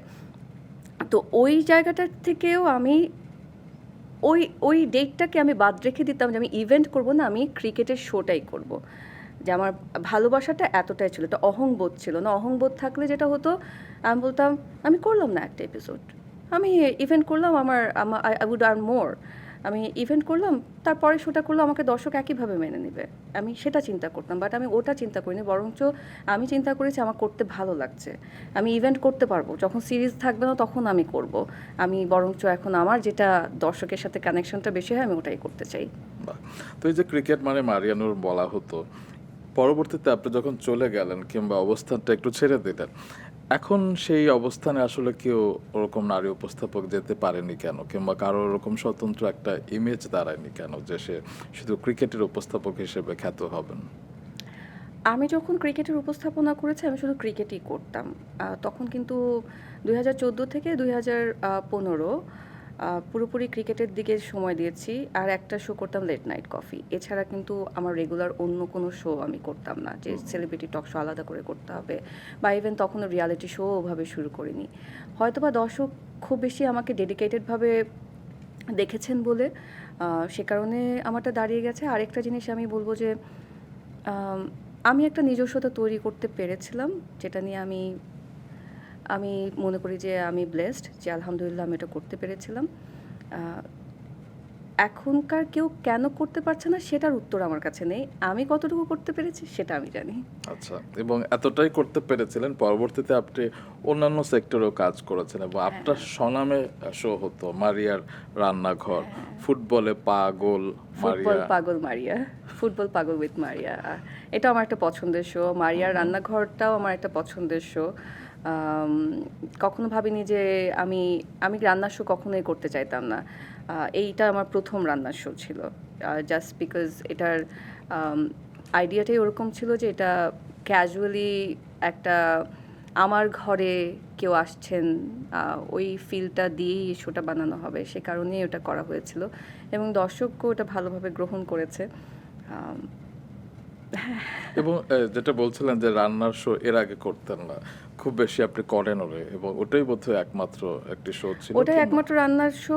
এরপরে আরেকটা করেছিলাম, সেটা আমার প্রেগন্যান্সির সময় ছিল, প্রেগন্যান্সির পরে ছিল বোধহয়, আই ক্যান্ট রিমেম্বার। করেছিলাম একটা, সেটা বাংলাদেশের প্রথম আলোর ছিল। না, এরপরে রান্নার শো কি আমি আর করিনি, গেস্ট হিসেবে গিয়েছি, কিন্তু রান্নার শো আর করা হয়নি। তো সেরকম আপনি মিউজিক্যাল শো, লাইভ শো কিন্তু না। সেরকম করেননি আর কি। তো এই ক্ষেত্রে আপনি বেশ চুজি ছিলেন, কারণ আপনাকে সবাই বিভিন্ন শোতেই ডাকতো, কিন্তু আপনি সিলেক্ট করতেন যে আপনি আমি শুধু কোনটা ক্রিকেটেই করবেন। থাকবো। আমি ওইটাই বলছিলাম যে আমার কাছে অফার আসেনি তা না, যেহেতু আলহামদুলিল্লাহ তখন দর্শক বা পত্রিকাতে লেখালেখি হচ্ছে, দর্শক গ্রহণযোগ্যতা হয়েছে, তো শুধুমাত্র যে মিউজিক্যাল লাইভ শো তা না, সেলিব্রিটি টক শো থেকে শুরু করে এমনকি আপনার অনেক সিরিয়াস পলিটিক্যাল টক শোর জন্যও আমাকে বলতো, বা ফিনান্সিয়াল টক শোর জন্যও আমাকে বলতো। কিন্তু আমার কাছে মনে হতো কি, রুমান ভাই, আমি যেটাতে ভালো আমি সেটাতেই থাকি। আমি পলিটিক্সের প্রতি আমার কখনোই কোনো ইন্টারেস্ট ছিল না। আমি ওখানে যদি আমাকে স্ক্রিপ্ট করে দেয়, আমি হয়তো আস্তে আস্তে শিখে শিখে বলতে পারবো, বাট সেটা ঠিক আমার সাথে যাবে না, আমার ব্যক্তিত্বের সাথে যায় না। বা মিউজিক্যাল লাইভ শোর ক্ষেত্রে আমি মনে করি যে একজন যিনি সঙ্গীত সম্পর্কে ভালো জ্ঞান রাখেন, আমি রেডিও জকি হিসেবে আমার গানের সাথে আমার সখ্যতা বা ভালোবাসা আছে, কিন্তু থাকে না যে সঙ্গীতটা যিনি ভালো বোঝেন, তিনি যখন উপস্থাপনা করবেন তিনি সেই রিদমটার সাথে ভালো করে যাবেন, বা গানটার লিরিসিস থেকে শুরু করে কম্পোজিশন যে করেছেন সব কিছু সুন্দরভাবে জেনে কানেক্ট করে কথা বলবেন, সেটা বরঞ্চ ভালো। বা একজন সঙ্গীত শিল্পীকে যখন ওই সিটে বসানো হবে, আমার কাছে মনে হয় বাংলাদেশের প্রডিউসারদের ওভাবেই চিন্তা করা উচিত যে একজন সঙ্গীত শিল্পীকে যদি ওখানে বসান, তাহলে সঙ্গীতের একটা আয়োজন যেটা থাকবে সেটা আরেকটু ভালো করে কানেক্ট করতে পারবে, আমার কাছে মনে হয়। আমার কাছে কখনো মনে হয়নি যে আমি ওই ফোন রিসিভ করে দর্শকদের সাথে কথা বলবো আর বলবো যে আপনি পরের গানটা কি শুনতে চান, সেটা আমি করতে চাই, যে কারণে আমার করা হয়নি। আমার কাছে মনে হয়েছে আমি যেটাতে ভালো আমি সেটাই করি, এবং আমি সেটা কন্টিনিউ করে গেছি। যেটা আমরা এখন দেখি যে আয়োজকরা ভাবে যে একজন উপস্থাপক জনপ্রিয় হলে আসলে তাকে যে কোনো জায়গায় যে কোনো অবস্থানে বসিয়ে দিলে সে বের করে নিতে পারবে, তাকে স্ক্রিপ্ট না দিলেও আসলে কোনো সমস্যা হবে না। আবার এক্ষেত্রে উপস্থাপকরা অনেক সময় ভাবেন যে আমি তো একজন প্রফেশনাল প্রেজেন্টার, এটা আমার দায়িত্ব যে যে কোনো শো আসলে নামিয়ে দেয় আসলে। তো এক্ষেত্রে অনেক সময় আইডেন্টিটি ক্রাইসিসে আমার মনে হয় যে অনেকে ভুগতে পারেন আসলে। তাদের আসলে সব ধরনের শোতেই তো দেখা যায় ওভার এক্সপোজারটা অনেক সময় মনে হয় যে কিল করে তাদের ইমেজটা। আপনি কি মনে করেন? আপনি যেটা বললেন যে অনেকে মনে করেন যে আমার দায়িত্ব একজন উপস্থাপক হিসেবে সব শোই সঞ্চালনা করা, আমি এই জায়গাটাতে একটু দ্বিমত পোষণ করি। আমার কাছে মনে হয় সব শোই, এলেন ডিজেনারাস, জিমি ফ্যালন, জিমি কিমেল, প্রত্যেকেরই একটা নিজস্বতা আছে, রাইট? Right. তারা ট্রেভর নোয়া, তারা তারা তো খুবই ভালো উপস্থাপক। তারা তো এই জিনিসটা করছেন না, তারা তাদের নিজস্বতাটা ধরে রেখেই তো তাদের একটা স্টাইলটাকেই তারা কন্টিনিউ করছেন। সেখানে তাদের তো এই প্রয়োজনটা আমার কাছে মনে হয় না কখনো মনে হয়েছে যে আমি একজন সঞ্চালক, আমাকে নিজেকে সব জায়গায় প্রমাণ করতে হবে, True. সব জায়গাতেই সঞ্চালনা করতে হবে।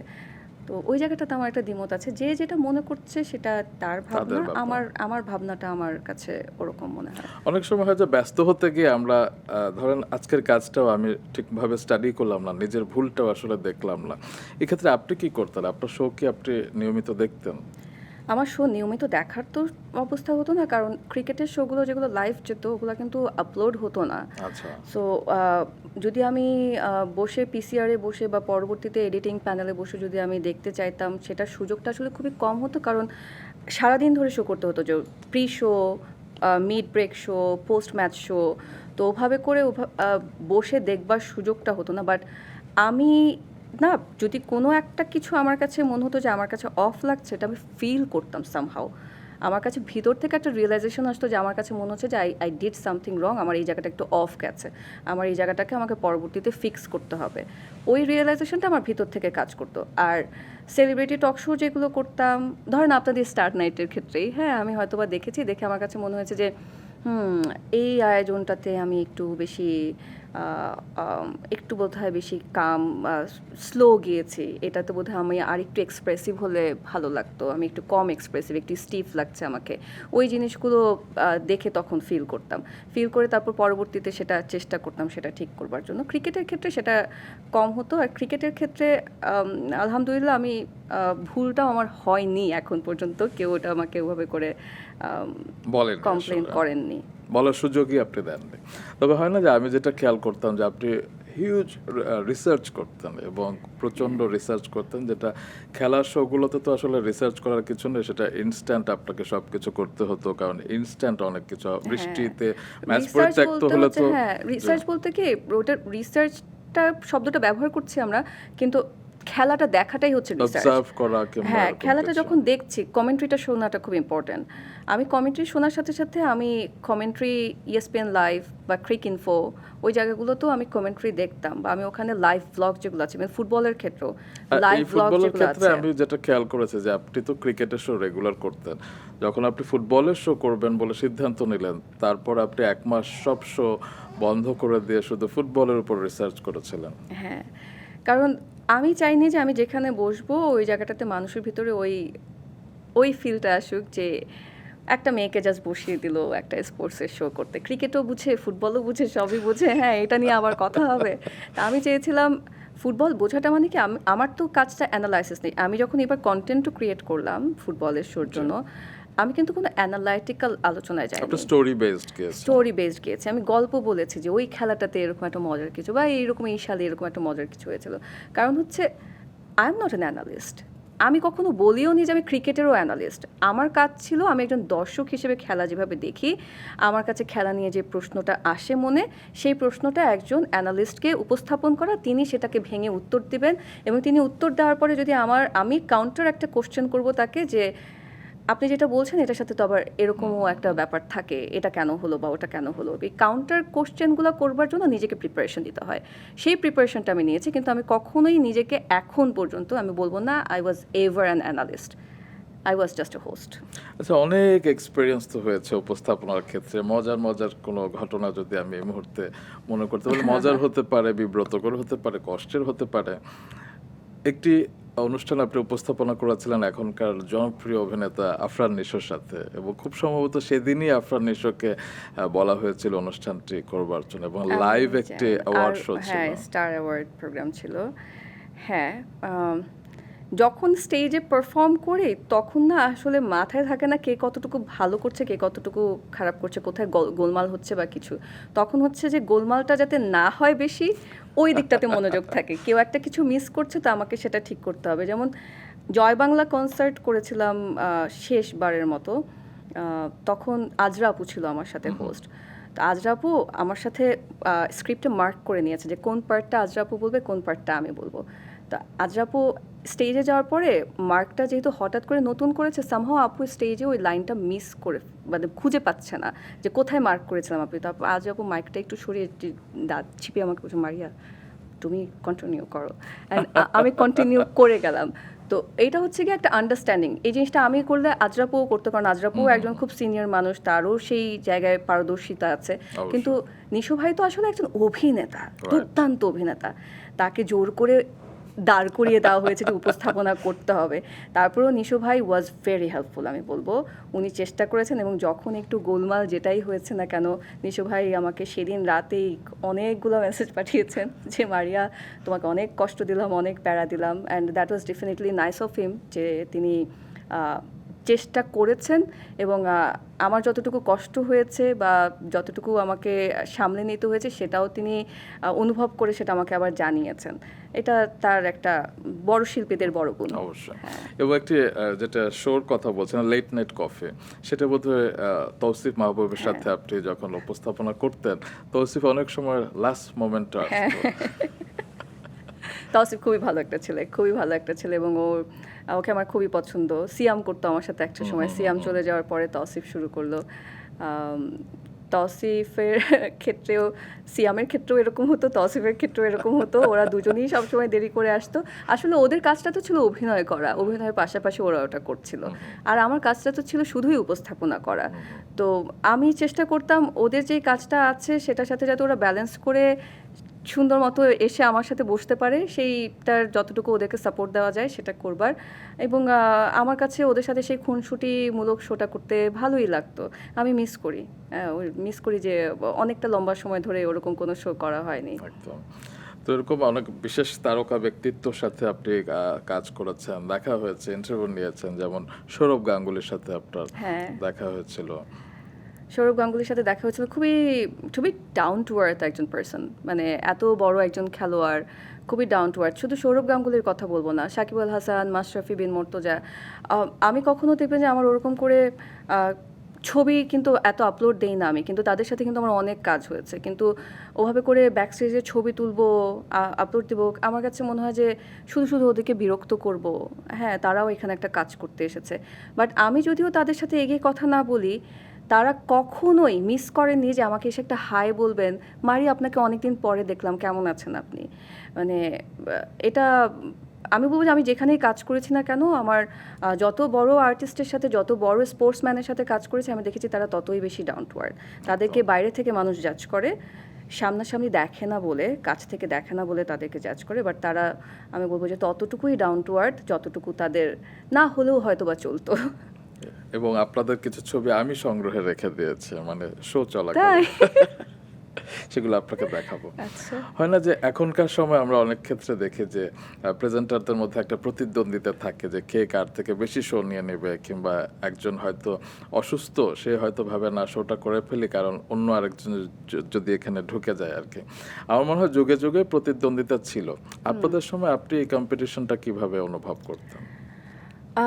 আমি একটা সময়কে অনুভব করেছিলাম, যেটা আমি একটু আগে বলেছিলাম, 2018 তে। 2018 থেকে। ওই সময়টাতে অনুভব করবার একটা কারণ আছে, বাট ওটা আমি নাই বলি।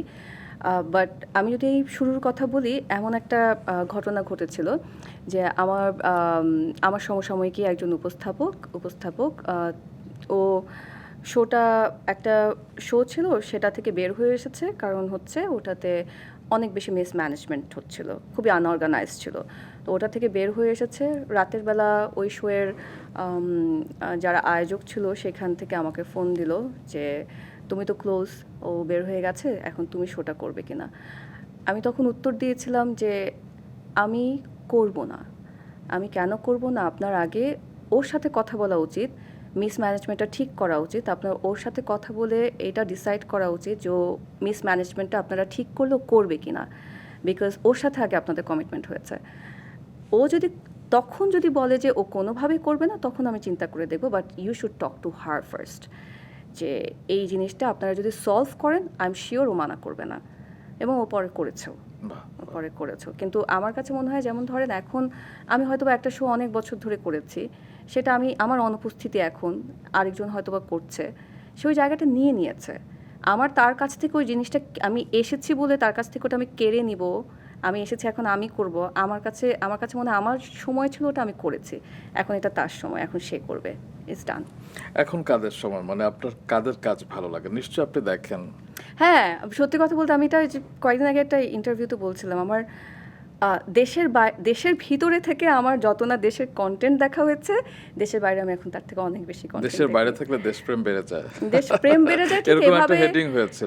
ঠিক এভাবে আমি বলিনি। আমি বলেছিলাম যে দেশের বাইরে যারা থাকেন তারা দেশের সাথে অনেক বেশি কানেক্টেড থাকতে চান এই কন্টেন্টের মাধ্যমে, কারণ তাদের তো নিজের আত্মীয় স্বজন ছাড়া আর কারোর সাথে ওভাবে করে কথা বলে যোগাযোগটা ফিল করাটা, ওটা হচ্ছে কি একটা আত্মীয়তার যোগাযোগ, আত্মার বন্ধন। কিন্তু সংস্কৃতির সাথে যে বন্ধনটা, মাটির সাথে, সংস্কৃতির সাথে মাটির একটা বন্ধন আছে, মাটি কথা বলে, সংস্কৃতি মাটির কথা বলে, রাইট?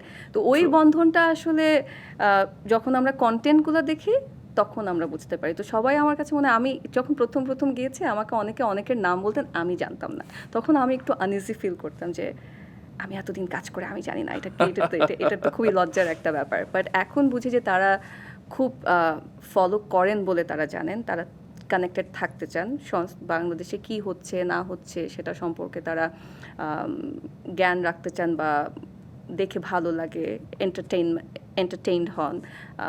ও আমারও ওই অবস্থা হয়েছে, আমি এখন সার্চ করে করেও মাঝে মাঝে নাটক দেখি, না, যে হয়তো বা নাটক না, সোশ্যাল না আপনি শুধুমাত্র উপস্থাপনাও দেখি, উপস্থাপনা যেমন আপনার শো দেখি, আমি বলেছি। Oh, thank you হ্যাঁ, so আমি much. আপনাকে অনেকবার বলেছি, আপনার প্রত্যেকটা এপিসোডই আমার দেখা, প্রায় প্রত্যেকটা এপিসোডে দেখা, হয়তো বা হাতে গোনা 2-1টা বাদ আছে, কিন্তু আমার প্রত্যেকটা এপিসোডই প্রায় দেখে। এবং আমি এমন না যে আমি কি বলবো ছেড়ে ছেড়ে একটু আচ্ছা এই জায়গাটা ভালো লাগছে না, আমার পুরোটা দেখতেই ভালো লাগে, আমি খুব মনোযোগ আই এম দিয়ে সো শুনি। ব্লেসড, আমি না, যার না, ভক্ত সে আমার অনুষ্ঠান দেখে। বাহ বাহ না, বাহ। এটা আমার কাছে ভালো লাগে।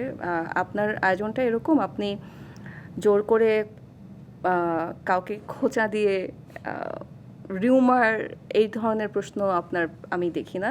যদি কোনো রকমের ইভেন রিউমার বা নেগেটিভ কোশ্চেনও থাকে, আপনি সেটাকে খুব সম্মানের সাথে উপস্থাপন করেন, যেই জিনিসটা আমার কাছে ভালো লাগে। এটাই হওয়া উচিত আপনার সামনে। আমি একজন উপস্থাপক হিসেবে আমার সামনে যিনি অতিথি থাকেন, আমি যদি তাকে অসম্মান করি, তাহলে তো আমি আমার অতিথিকে অসম্মান এটা করে আপনাদের ফেললাম। থেকে শেখার। না, না, আমার থেকে শেখা না, আপনি আমার থেকে অনেক সিনিয়র, এবং আমি আপনার কাছ থেকে যে পরিমাণ সুন্দর সুন্দর স্ক্রিপ্ট পেয়েছি, আমি এটার জন্য কৃতজ্ঞ। সেলিব্রিটি টক শোর ক্ষেত্রে আমি কোথাও কোনো স্ক্রিপ্ট পাইনি, একমাত্র মাছরাঙা ছাড়া। আচ্ছা। তো নারী উপস্থাপকদের মধ্যে এখন কারা ভালো করছে আপনার কি মনে হয়? মৌসুমী মৌ ভালো করছে, নীল ভালো করছে, আমার এই দুজনকেই চোখে পড়ে। হ্যাঁ, আমি ওদের নাম নিতেই হবে, ওরা ভালো করছে। তবে একটা ব্যাপার খেয়াল করেছেন, আপনাদের সময় যারা সফল তারকা ছিলেন, লাইক আপনি আমেরিকাতে, নওশিন নাহরিন সেও হ্যাঁ। একই জায়গায়, মুনমুন সে আছে কানাডাতে, অস্ট্রেলিয়াতে না মুনমুন আপু? তারপর কানাডাতে কানাডাতে শিফট শিফট হয়েছে, ও আচ্ছা। তো নারী উপস্থাপকরা সব বিদেশে চলে যায় কেন? নারী উপস্থাপকরা সব বিদেশে চলে যায়, মানে এটা সব এটা আসলে আমি তারকা জানি না, যাদেরকে- আমি জানি না এটার অ্যান্সার কিভাবে দেবো। সবাই কি চলে যাচ্ছে? আমি জানি না কেন যাদেরকে চলে আমরা যায়। 1 2 3 এরকম এক কিংবা সম্মিলিতভাবে 1 2 এর ভেতরেই ভাবতাম, তারাই চলে যায়। আমি জানি না, এটার কোনো উত্তর আমার কাছে নেই, ওভাবে চিন্তা করে দেখিনি। আপনি তো সবকিছু সুতায় সুতায় মিলান। না, আচ্ছা, আমি আরেকটা চিন্তা করিনি। সুতায় মিলে একটা আপনাদের মজার একটা গ্রুপ ছিল সানাম, সেটি ভেঙে গেল কেন? আমরা যে সময়টাতে সানাম গ্রুপটা ছিল, আমরা তখন অনেক চুলবুলে ছিলাম। হ্যাঁ, যা মনে হতো যখন মনে হতো। এবং আমার ফ্রেন্ডরা আমাকে এখনো বলে যে আমি সব সময় সবাইকে একসাথে করতাম, রাত নেই দিন নেই আড্ডা দিতে হবে, এই ব্যাপারটা ছিল। এবং আমি আড্ডা আর কোথাও দিতাম না, শুধুমাত্র আমার এই ছোট্ট যে ক্লোজ একটা গ্রুপ ছিল তাদের সাথেই দেওয়া হতো। তো আস্তে আস্তে আসলে ব্যস্ততা, জীবনের পরিবর্তন সব কিছু মিলে ওই জায়গাটাতে একটা গ্যাপ তৈরি হয়ে গিয়েছে। আর এখন তো আমি থাকিই না এখানে। আমি তারপরেও সাফার সাথে আসার পরপরই আমার কথা হয়েছে, কিন্তু লাকটা কিরকম, আমি এখানে সে ওখানে, মানে। এবং ও ঠিক আমি যখন ফ্লাই করে যাব ও তখনই রিটার্ন করছে। একদম, মানে আপনাদের প্রকৃতি চায় না আপনাদের মিলন হোক আর কি। না, হবে হবে হবে, এর আগের বার দেখা হয়েছে, এবার হলো না আর কি। হয়তো বা নেক্সট টাইম ও আবার আমার কাছেই যাবে, দেখা হবে। বাহ। তো আপনার পড়াশোনার গল্প করি। আপনার জন্ম হচ্ছে লালমাটিয়া, ঢাকার লালমাটিয়া, এবং সেখানেই আপনার স্কুল জীবন Lalmatia girls high school. Girls high স্কুলে, এবং সেখান থেকে মোহাম্মদপুর প্রিপারেটরি স্কুলে, কলেজে আপনি পড়াশোনা করেন আর কি। হ্যাঁ, তো স্কুলে যখন ছিলেন আমি শুনেছি যে আপনি সবসময় এত বেশি স্টুডিয়াস ছিলেন যে সবসময় সামনের দিকে থাকতে চাইতেন, এবং টিচার যদি কখনো আপনাকে প্রশ্ন না করতো আপনি হাত তুলে জিজ্ঞেস হ্যাঁ। করতেন যে আজকে আমাকে প্রশ্ন করা হলো না কেন? হ্যাঁ, একবার এটার জন্য বকাও খেয়েছিলাম। আমার প্রিপারেটরি কলেজে বকা খেয়েছিলাম। আচ্ছা। আমাদের ইংলিশ টিচার ছিলেন খালেদ স্যার, খুবই কড়া ছিলেন। তো আমি অ্যাকচুয়ালি প্রশ্ন করিনি, আমি স্যারকে বলেছিলাম স্যারের ক্লাসে ইংলিশেই কথা বলতে হবে। আমি স্যারকে বলেছিলাম, sir would you please stand on the stage. আমি কেন এই কথাটা স্যারকে বলেছি, স্যার প্রচণ্ড ক্ষেপে গেল। মানে আমাকে স্টেজে আমি যেখানে, মানে আমি জানি না স্যার কেন এত রেগে গেল, আমি খুব নার্ভাস হয়ে গেছিলাম। আমি তো স্যারকে একটু স্টেজেই দাঁড়িয়ে কথা বলেছি, স্যার এত রেগে গেল কেন? হ্যাঁ, আমি খুব ভয় পেয়ে গিয়েছিলাম। এবং স্কুলেও সবসময় হাত তুলে, আমাদের ইংলিশের টিচার ছিলেন আমাদের প্রধান শিক্ষক যিনি ছিলেন তখন, এবং সহকারী প্রধান শিক্ষক, তারা দুজনেই ইংরেজি ক্লাসটা নিতেন আমাদের। তো দুজনকে আমি খুব বিরক্ত করতাম প্রশ্ন করা হলে। শুধু একটা জায়গায় আমি টিচারকে বিরক্ত করতাম না, সেটা হচ্ছে ইতিহাস। ওখানে আমি কখনোই হাত তুলে বলতাম না যে আমাকে কেন প্রশ্ন করা হচ্ছে না। আপনি তো আবৃত্তি এবং আরো অনেক উপস্থিত বক্তৃতা এগুলোতে পুরস্কার পেতেন, আপনি ফুটবল ক্রিকেট খেলতেন, আপনি ড্রামস বাজাতেন, আপনি স্কাউট করতেন, অনেক অনেক প্রতিভা। ভালো লাগতো তখন, খুব অ্যাক্টিভ থাকতে ভালো লাগতো সব কিছুতেই, মানে না পারলেও পার্টিসিপেট করতে হবে। হামনা তো গেয়েছি, হামনাতে মানে কম্পিটিশনে পার্টিসিপেট করতে হবে। গানের যদি আমাদের কোনো কালচারাল প্রোগ্রাম থাকতো, একা গান গাইতে পারি না, একটু বেসুরা গলা, কোরাসে পার্টিসিপেট করব, মানে পার্টিসিপেট করতে হবে, ওরকম একটা ব্যাপার ছিল। নাচ পারি না, আরে যতটুকু পারি একটু তাল টাল মিলিয়ে একটু নাচতে হবে, পার্টিসিপেট করলাম আর কি। ওটা ছিল ভিতরে একটা তখন হয়তো বা জানি না, মানে মনে হতো যে সব কিছুই করি। তো এবার পরিবার নিয়ে একটু শুনি। শ্রদ্ধা নাসিমা খান আপনার মা, এবং আমি শুনেছি যে আপনি ছোটবেলা থেকেই তাকে দেখেছেন যে বিভিন্ন রকম কাজে তিনি ব্যস্ত থাকতেন, এবং আপনি দেখতেন যে অনেকে তার কাছ থেকে অনেক কিছু শিখতে আসতো আর কি। একটু শুনি। হ্যাঁ, আমার একটা একাডেমি ছিল, আমার একাডেমির নাম ছিল শামসি একাডেমি, আমার ছোট বোনের নামে। তো আম্মু ওখানে সব রকমের প্রশিক্ষণ দিত, হস্তশিল্প থেকে শুরু করে যত রকমের রন্ধন শিল্প সব কিছুর প্রশিক্ষণ দিত। এবং আমাদের আম্মু একটু পর্দাশীল, তো তখনকার সময় একজন নারী উদ্যোক্তার জন্য কিন্তু পত্রিকা থেকে অনেক ইন্টারভিউ নিতে আসতো, কিন্তু আম্মু কখনোই কোনো ইন্টারভিউ দিত না। আম্মু কখনোই স্ক্রিনের সামনে আসবে, ছবি দিবে, সেটা আম্মু যেত না। কিন্তু ইভেন আফটার দ্যাট আমাদের আম্মু প্রশিক্ষণ দিত আমাদের বাসাতেই, জায়গা দিতে পারতো না আম্মু, মানে ব্যাচের পর ব্যাচ আসছে, আম্মু শেখাচ্ছে, এবং ওই ব্যস্ততার মাঝখানে থেকে আমরা বড় হয়েছি, দেখেছি যে আম্মু কীভাবে সবাইকে প্রশিক্ষণ দিচ্ছে। আম্মুর বুটিক্স ছিল, আম্মুর ডিজাইনগুলো পরে আমি ট্রেস করে দিতাম। আমি শুনেছি যে হ্যাঁ, আমি ট্রেস করে দিতাম, এবং ইন্ডিয়া থেকে তখন অনেক রকমের ক্যাটালগ আসতো, বোম্বে ক্যাটালগ নাম ছিল, আরও হার্লিস নামে ক্যাটালগ ছিল। তো ওগুলো কলকাতা থেকে নিয়ে এসে তারপরে ওটা ট্রেস করে, ম্যাগনিফাইং ট্রেস করে তারপরে ওটাকে এমব্রয়ডারি বা অন্য রকমের হাতের কাজ দিয়ে ডিজাইনগুলো করা হতো। তো এটার একটা এতই বেশি এক্সক্লুসিভিটি তৈরি হয়ে গেল, আমাদের তখনকার সময়ের অনেক মিডিয়া আর্টিস্টরাও আম্মুর কাছে যেতেন, যে আম্মুর কাছ থেকে ড্রেস কালেক্ট করতে, তাদেরকে সামনাসামনি তখন দেখতাম, তখন খুব মুগ্ধ হতাম, ও আমাদের বাসায় উনি এসেছেন, এরকম মুগ্ধ হতাম। তো আম্মুকে দেখেছি সবসময় খুব শক্ত হাতে সব কিছু সামলে নিতে, আমাদেরকেও যেমন খুব কামলি বড় করেছেন, সাথে সেটাও খুব সুন্দর মতো সামলে নিয়েছেন। এবং সে কারণে গত মা দিবসে আপনি একটি পোস্ট করেছিলেন, এবার সেটিও আমি পড়তে চাই। কারণ মায়ের প্রতি ভালোবাসা তো আসলে সন্তানদের থাকে, তবে সেই ভালোবাসাটা এতটা নিঃস্বার্থ, আমার লেখাটি পড়ে খুব ভালো লেগেছিল, আমি একটু দর্শকদের সাথে শেয়ার করতে চাই। ছোটবেলায় স্কুল থেকে বাসায় ফেরার পর আম্মুর আশেপাশে ঘুরঘুর করা আর অনর্গল পকর পকর করা ছিল আমার নিত্যদিনের অভ্যাস। স্কুলে কি হলো, কোন বন্ধু কি করলো, কোন টিচার কি করলো, ক্লাসে কার কি কাণ্ড, সব আম্মুকে না বলে পেটের ভাত হজম হতো না। বিশ্বাস করুন, এত বছর পর আজ এত দূরে থেকেও প্রতিদিন সকালে নাস্তা শেষ করে ভিডিও কলে আম্মুকে সব না বলা পর্যন্ত আমার দিন শুরু হয় না। মাঝে মাঝে মনে হয় ছোটবেলা থেকে আমি বোধহয় আম্মুকে সবচেয়ে বেশি জ্বালিয়েছি। মনে হয় বলাতে আবার আমার ভাই বোনেরা পাশ থেকে বলে উঠবে, মনে হয় না, এটাই সত্যি। আমাদের ভাই বোনদের মধ্যে যে দারুণ খুনসুটি আর চরম পর্যায়ের মায়ার বন্ধুত্বের সম্পর্ক, তার সবটুকু কৃতিত্ব আম্মুর। আমরা সবাই এখন অনেক বড় হয়ে গেছি, কিন্তু আজও অফিসে যাবার আগে সবার ব্রেকফাস্ট রেডি থাকে। কোনো দাওয়াতে নিজে কি পরবেন সেটা ঠিক করবার আগে আম্মু সবসময় গুছিয়ে দিত আমরা কি পরব। আজ আমি নিজেও একজন মা, তবুও যখন দেশে যাই নাতির খাবারটা পর্যন্ত আম্মু নিজে হাতে বানিয়ে দেয়, যাতে আমি একটু আরাম করতে পারি। আম্মু সবসময় বলে সব কিছু তো সবসময় একাই করো, এখন একটু আরাম করো। কিন্তু আমাকে এতদিন পর কাছে পেয়ে যে নিজে একটু আদর নেবেন, সেই অবকাশটুকুও তার নেই। আমাকে আদর করা আর আগলে রাখার মধ্যে যেন তার নিজের সবটুকু তৃপ্তি। সারাক্ষণ ফল কেটে আনা বা কী খাওয়াবেন তার আয়োজন করা, এতেই যেন তার আনন্দ। কি অদ্ভুত এক মায়া আর ভালোবাসা দিয়ে যে আল্লাহ তাআলা মাদের সৃষ্টি করেছেন।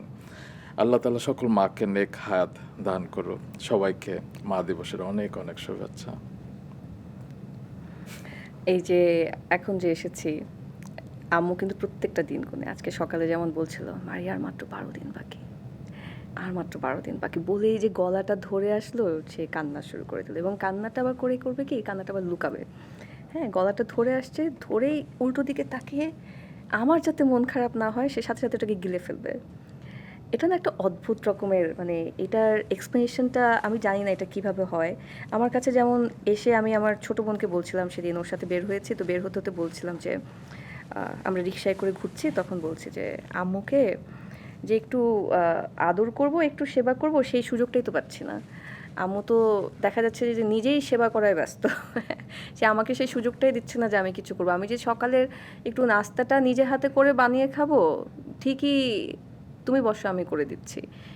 মানে এটা আসলে I don't know। তারাই তো আসলে বাবা মা, এবং বাবা মার হ্যাঁ, আসলে কোনো তুলনা নেই। কোনো তুলনা হয়নি। আমার আম্মু না, আমি আমি মানে হয়তোবা সবাই বলে যে আমার মা সবার থেকে আলাদা। আমি আম্মুকে ছোটবেলা থেকে যেরকম দেখেছি সেটা হচ্ছে আম্মু কখনোই নিজের জন্য কিছু করেনি। সবার আগে হচ্ছে গিয়ে তার বাচ্চারা। মানে ঈদের জন্য হয়তো বা ঈদের জন্য সবার জন্য শপিং করছে, কিন্তু সে নিজের জন্য কিছু কেনেনি। সে সবটুকু দিয়ে আমাদের জন্য, যে আমাদের কি লাগবে পা থেকে মাথা পর্যন্ত একদম গুছিয়ে, আমার ভাই, আমরা 3 বোন, সবারটা। কিন্তু নিজে যে কিছু নেয়নি, আমরা তো তখন ছোট, ওভাবে করে ওই রিয়েলাইজেশনটাও হচ্ছে না। তারপর হঠাৎ করে যখন জামাগুলো গুছাচ্ছি বা লুকাচ্ছি যে কাউকে দেখতে দিব না, আম্মু তোমারটা কোথায়? মানে আম্মু, আমার আর কি, আমার তো এখন আমার দরকার নেই, আমার অনেক আছে। আম্মু, আম্মুর মতো এত এরকম আমি মা, আমি জানি না। আম্মু ইভেন কোনো দাওয়াত হলে সব সময় আগে আমরা কি পরবো সেটা, নিজে যে কি পরবে, নিজে কি পরে যাবে সেটা নিয়ে তার কোনো মাথা ব্যথা নেই। আমার বাচ্চাদেরকে সুন্দর লাগছে কিনা, আমার বাচ্চারা টিপটপ আছে কিনা। আমাদের একটা সময় এতই বেশি স্ট্রাগলিং লাইফ যাচ্ছিল, সেই সময়টুকুতে যদি আম্মু শক্ত হাতে হাল না ধরতো, আজকে আমরা পড়ালেখা করে যতটুকু যে পর্যায়ে আসতে পেরেছি সেটাই হয়তো বা হতো না। আম, এটার আমি জানি না এটা এটা কিভাবে এক্সপ্লেইন করা যায়। এটা এটা একটা, আম্মু is the best. Of course, she is of the course, best. Of course, she is the and best. আমার এখনো যখন আমি সকালে ঘুম থেকে উঠি, এটা না একদম সত্যি কথা রুমান ভাই। আমি সাইহানকে ব্রেকফাস্টটা হয়, সাইহানের ব্রেকফাস্ট বানাতে বানাতে আম্মুর সাথে ভিডিও কলে কথা বলবো, অথবা ওকে ব্রেকফাস্টটা করে টানা আম্মুর সাথে কথা বলবো। আম্মুর সাথে যদি আমি কথা না বলি, আমার মনে হয় কি আমি আজকে দিনে কি যেন একটা করি নাই। আমার খুব অস্থির লাগে, ভয়ঙ্কর অস্থির লাগে। আরেকজনের কথা স্মরণ করতে চাই, আপনার বাবার কথা, প্রয়াত আব্দুল লতিফ খান, যিনি 2023 সালে 22 ডিসেম্বর প্রয়াত হয়েছেন। একবার আপনাকে আমি জিজ্ঞেস করেছিলাম আপনার ছোটবেলার কোন স্মৃতিটা সবচেয়ে বেশি মনে পড়ে বাবার সাথে। আপনি বলেছিলেন ভোরবেলা আমরা সংসদ 2 ভবনে বোন হাঁটতে যেতাম। হাঁটতে যেতেন এবং ফুল কুড়িয়ে বাসায় হ্যাঁ, এসে ফুলের মালা গয়না বানাতেন। হ্যাঁ, মানে ঢাকায় এই ঘটনা ঘটতে আমার মনে হয় না এটা অনেকে বিশ্বাস করবে। বাট আমাদের লালমাটি আমাদের যে বাসাটা ছিল, ওই বাসার একদম সামনেই একটা শিউলি ফুলের গাছ ছিল। তো ওখানে একদম ভোরবেলা না এত সুন্দর করে শিউলি ফুল বিছিয়ে থাকতো, মানে এটা একটা লোভই লাগতো যে ওখান থেকে ফুল কুড়িয়ে এনে বানাতে হবে। আমি, এটা আমার দুর্ভাগ্য যে আমি এই সময়টাতে আব্বার পাশে থাকতে পারি নাই। এটা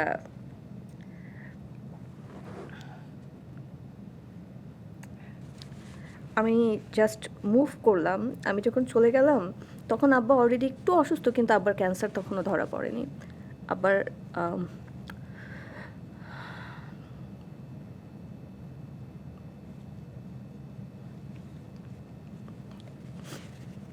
আব্বার ক্যান্সার ধরা পড়লো আমি জাস্ট যাওয়ার 3 মাস পর।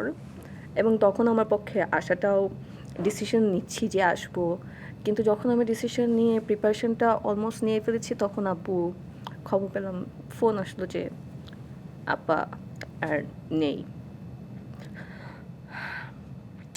হয়নি, দেখাটা আর হয়নি।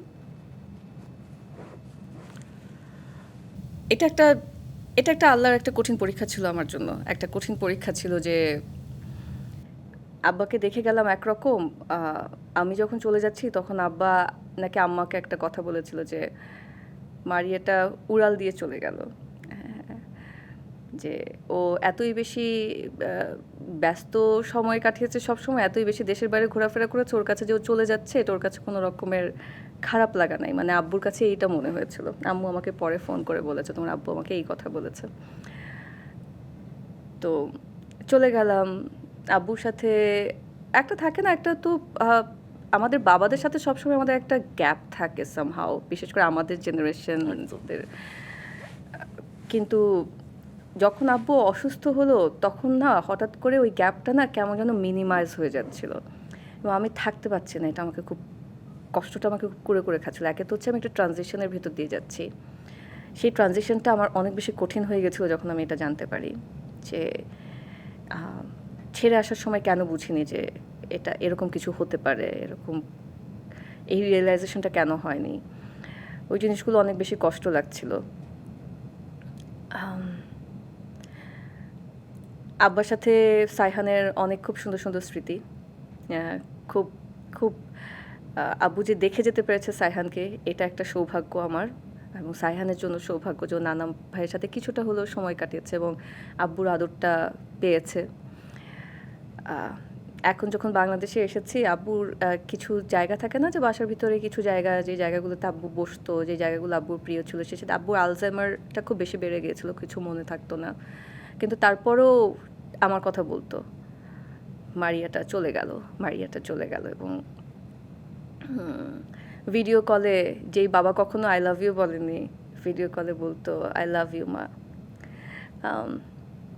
আলহামদুলিল্লাহ, যতটুকু আব্বুর সাথে অনেক সুন্দর সুন্দর স্মৃতি। আব্বু আমাদেরকে কাজের বাইরে নিজের কিছু রাগ, আব্বু অনেক রাগী ছিল, কিছু আবার আব্বু অনেক ইমোশনাল ছিল। ইমোশনাল মানুষদের রাগ বেশি থাকে, অনেক বেশি ইমোশনাল ছিল এবং অনেক বেশি রাগ ছিল। আব্বুকে দেখতাম সিনেমা দেখতে দেখতে টপ টপ করে চোখ দিয়ে পানি পড়তো, আব্বু এত বেশি ইমোশনাল ছিল। কোনো একটা নাটক দেখছে, হয়তোবা তার চরিত্রের সাথে হয়তোবা কোনো জায়গায় সে মিল পেয়েছে, টপ টপ করে চোখ দিয়ে পানি পড়তো। তো অনেক ব্যস্ততা বা অনেক রাগের মাঝখানেও সে আব্বু চেষ্টা করতো যে আমাদের সাথে একসাথে টাইম স্পেন্ড করতে, এটা, এবং কখনোই আমাদের সাথে রাগ করে, বা আমি যেই কাজটা করছি, হয়তোবা আব্বু যেহেতু অনেক রিলিজিয়াস ছিলেন, খারাপ তার নিজের মতাদর্শের সাথে অমিল থাকলেও আমার ভালো লাগছে, আমি যে ভালো করছি সেটাতেও আবার গর্ববোধ করতেন যখন আমাকে বলতেন। এটা একটা বড় পাওয়া, আলহামদুলিল্লাহ। তো বাবা যেখানে আছেন নিশ্চয়ই ভালো আছেন, এবং তার দোয়া অবশ্যই আপনার মাথার উপর সব সময় থাকবেন, আপনাদের সব ভাই বোনদের মাথার উপর থাকবেন। একটু বাবার কথার প্রসঙ্গ ধরেই আপনার কাছে জানতে চাই যে বাবা যেমন নাটক সিনেমা দেখে টপ টপ করে তার চোখ দিয়ে পানি পড়তো, আপনার ক্ষেত্রে হয়? হ্যাঁ, হয়। আমার ক্ষেত্রে হয়। প্রথমে হতো না, ইদানিং মনে হয় আরো বেশি হচ্ছে, যত সময় যাচ্ছে আরো বেশি হচ্ছে। হয়তোবা আগে ব্যস্ততার কারণে যতটুকু না কানেক্ট করতে পারতাম কোনো কিছু একটা কন্টেন্ট দেখার সময়, এখন যেহেতু একটু সময় নিয়ে আরাম করে দেখি, এখন বোধহয় একটু বেশি কানেক্ট করতে পারি, এজন্য একটু বেশি ফিল করি। রিসেন্টলি কোন নাটক দেখে এরকম হয়েছে? আচ্ছা, 2 দিন আগে দেখলাম পথহারা মন। আচ্ছা, জাহিদ ভাইয়ের অ্যাক্টিং আমার কাছে, জাহিদ ভাই এবং তটিনী দুজনের যে শেষের অংশটা, ওটা দেখে আমার কাছে খুব ভালো লেগেছে। যে বাবার সাথে থাকে না যে আই ওয়াজ মিসিং মাই বাবা, আমার আব্বু, যে ইস, আব্বুর সাথে যদি আমারও এখন এভাবে হঠাৎ করে আমি বাংলাদেশে এসেছি দেখা হয়ে যেত, হয় না, বিশ্বাস হতে চায় না যে আসলেই নেই। এটা বিশ্বাস হতে মনে হয় অনেক সময় লাগে, এটা বিশ্বাস হতে চায় না। তো তখন হঠাৎ করে চোখ দিয়ে দেখলাম যে টপাটপ পানি পড়ছে, যে আচ্ছা এতদিন পরে একটা বাংলা নাটক দেখে চোখ দিয়ে পানি পড়ছে, যাক নাটকটা ভালো হয়েছে। এখনো আপনার চোখ দিয়ে টপ টপ করে I'm পানি sorry. পড়ছে, কারণ হচ্ছে গিয়ে বাবা মার স্মৃতিগুলো, আসলে বাবা মার কথা বললে আমরা খুব স্বাভাবিক আমরা আবেগাপ্লুত হব আর কি। একটা রক্তের সম্পর্ক। তো এই সময় কাদের অভিনয় আপনার ভালো লাগে? আপনার কি মনে হয় যে নিশ্চয়ই নিয়মিত নাটক সিনেমা দেখেন আপনি? হ্যাঁ, আমি নাটক সিনেমা এখন খুব নিয়মিত দেখি, যেটা বাংলাদেশে থাকতে দেখা হতো না, বাট এখন খুব নিয়মিত দেখা হয়।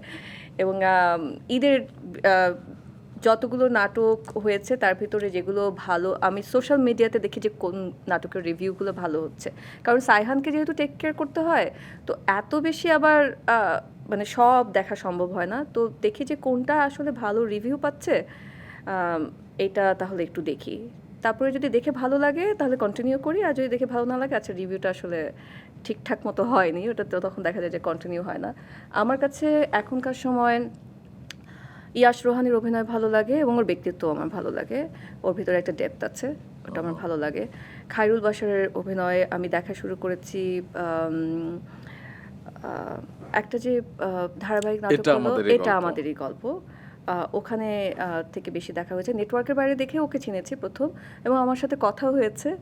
যখন নেটওয়ার্কের বাইরে প্রথম দেখেছি তখন আমি ওদের প্রত্যেককেই ইনবক্সে মেসেজ পাঠিয়েছিলাম যে আমার ওদের অভিনয় কত ভালো লেগেছে। তো তখন থেকে আমার খায়রুল বাশারের অভিনয় দেখা, এবং আস্তে আস্তে এখন যখন দেখছি তখন তার ব্যক্তিত্বটাও আমার ভালো লাগে, যে কাম কম্পোজড, মানে কোনো রকমের অতি অহংকার, অতি কি বলবো, অতিরিক্ত কিছু নেই, একটা সিম্পল লাইন।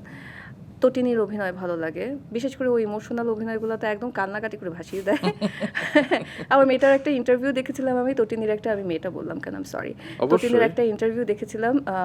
ওর ইন্টারভিউতে ওর চুলগুলো, মানে রিয়েল পার্সোনালিটিটা দেখে আমার খুব কিউট লেগেছে, যে she is very spontaneous, very happy একটা গার্ল, ওরকম ভালো লেগেছে। আর ভালো লাগে সাদিয়া আয়মানের উৎসবে অভিনয় ভালো লেগেছে আমার।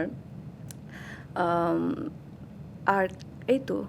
তো আপনি যখন উপস্থাপনা করতেন, আপনার কাছে তো অসংখ্য অফার আসতো নাটক, সিনেমা, সিরিজের, ওকে, কিন্তু আপনি খুবই গুটি কয়েক নাটকে অভিনয় করেছেন, যেমন আমার ঝালমুড়ির কথা মনে হচ্ছে, 5 ফিমেল ফ্রেন্ডসের কথা মনে পড়ছে, তবে হেরে যাবার গল্প এরকম একটা ছিল, দাম্পত্য ছিল। আমি করেছিলাম হচ্ছে মোস্তফা সরোয়ার ফারুকীর যে ওয়েব সিরিজটা হলো, আচ্ছা আজকে আমার নাম মনে করতে, ladies and gentleman. Ladies and gentleman of, আমার অনেক পছন্দের কাজ এটা। এবং ওই অভিনয়টা করার পরে তখন ওই একই প্ল্যাটফর্ম থেকে ওরা খুব রিকোয়েস্ট করে এই হেরে যাবার গল্পটা করা হয়েছিল, যে একটা আরেকটা কাজ করতে চায় আমার সাথে।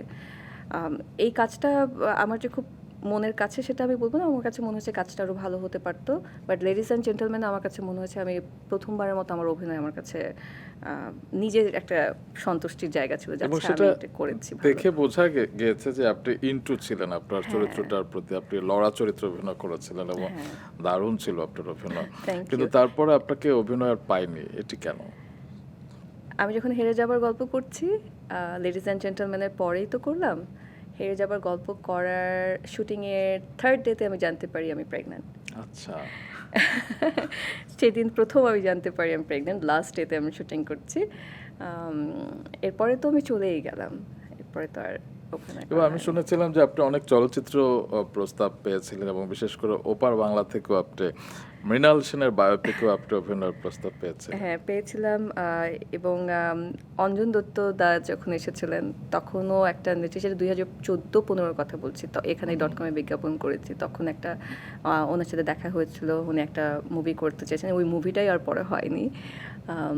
কিন্তু সিনেমার প্রতি আমার কখনোই আগ্রহ ছিল না, বলতে কি আমি নিজেকে সিনেমায় না ওভাবে দেখিনি, আমার নিজেকে সিনেমাতে দেখতে আমার কাছে মনে হচ্ছিল I am not for movie, থাকে না তখন। কিন্তু এত আমাদের এখন যেরকম মুভিগুলোর, আমাদের ফিল্মে এখন যেরকম পরিবর্তন এসেছে, ক্যারেক্টার বেসড ফিল্ম হচ্ছে, তখনও কিন্তু ওরকম ক্যারেক্টার বেসড ফিল্ম হচ্ছিল না তখন।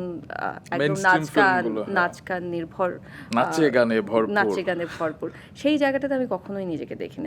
আমি আমার কাছে মনে হয়নি যে আমার ব্যক্তিত্বের সাথে ওটা যায়, সে কারণে কখনোই করা হয়নি। আর এখন যখন দেখি তখন মনে হয় এত সুন্দর ক্যারেক্টার বেসড ফিল্ম হচ্ছে, I wish if I was here. But আরেকটা বিষয় আপনি আমাকে বলেছিলেন, সেটা আমার খুব ভালো লেগেছিল, যে আমি তো একজন উপস্থাপক, আমার যদি নানান ধরনের চরিত্রে সবাই আমাকে দেখে তাহলে আমার আইডেন্টিটি ক্রাইসিসে আমাকে পড়তে হবে আর কি। তো সেই জায়গা থেকে আপনি আপনার উপস্থাপনার জায়গাটিকে ধরে রাখবার জন্য আপনি অত বেশি অভিনয় করেন। অত বেশি অভিনয় করিনি, এটা একটা কারণ আমি যখন হয় কি আমার শুধু যে আইডেন্টিটি ক্রাইসিসেরটা সেটাও শুধু না, তার সাথে হচ্ছে গিয়ে আমি একটা কাজ করছি, উপস্থাপনাটাতে আমি অ্যাপ্রিসিয়েশন পাচ্ছি, গ্রহণযোগ্যতা আছে, আমার দর্শকরা আমার উপস্থাপনা পছন্দ করছে।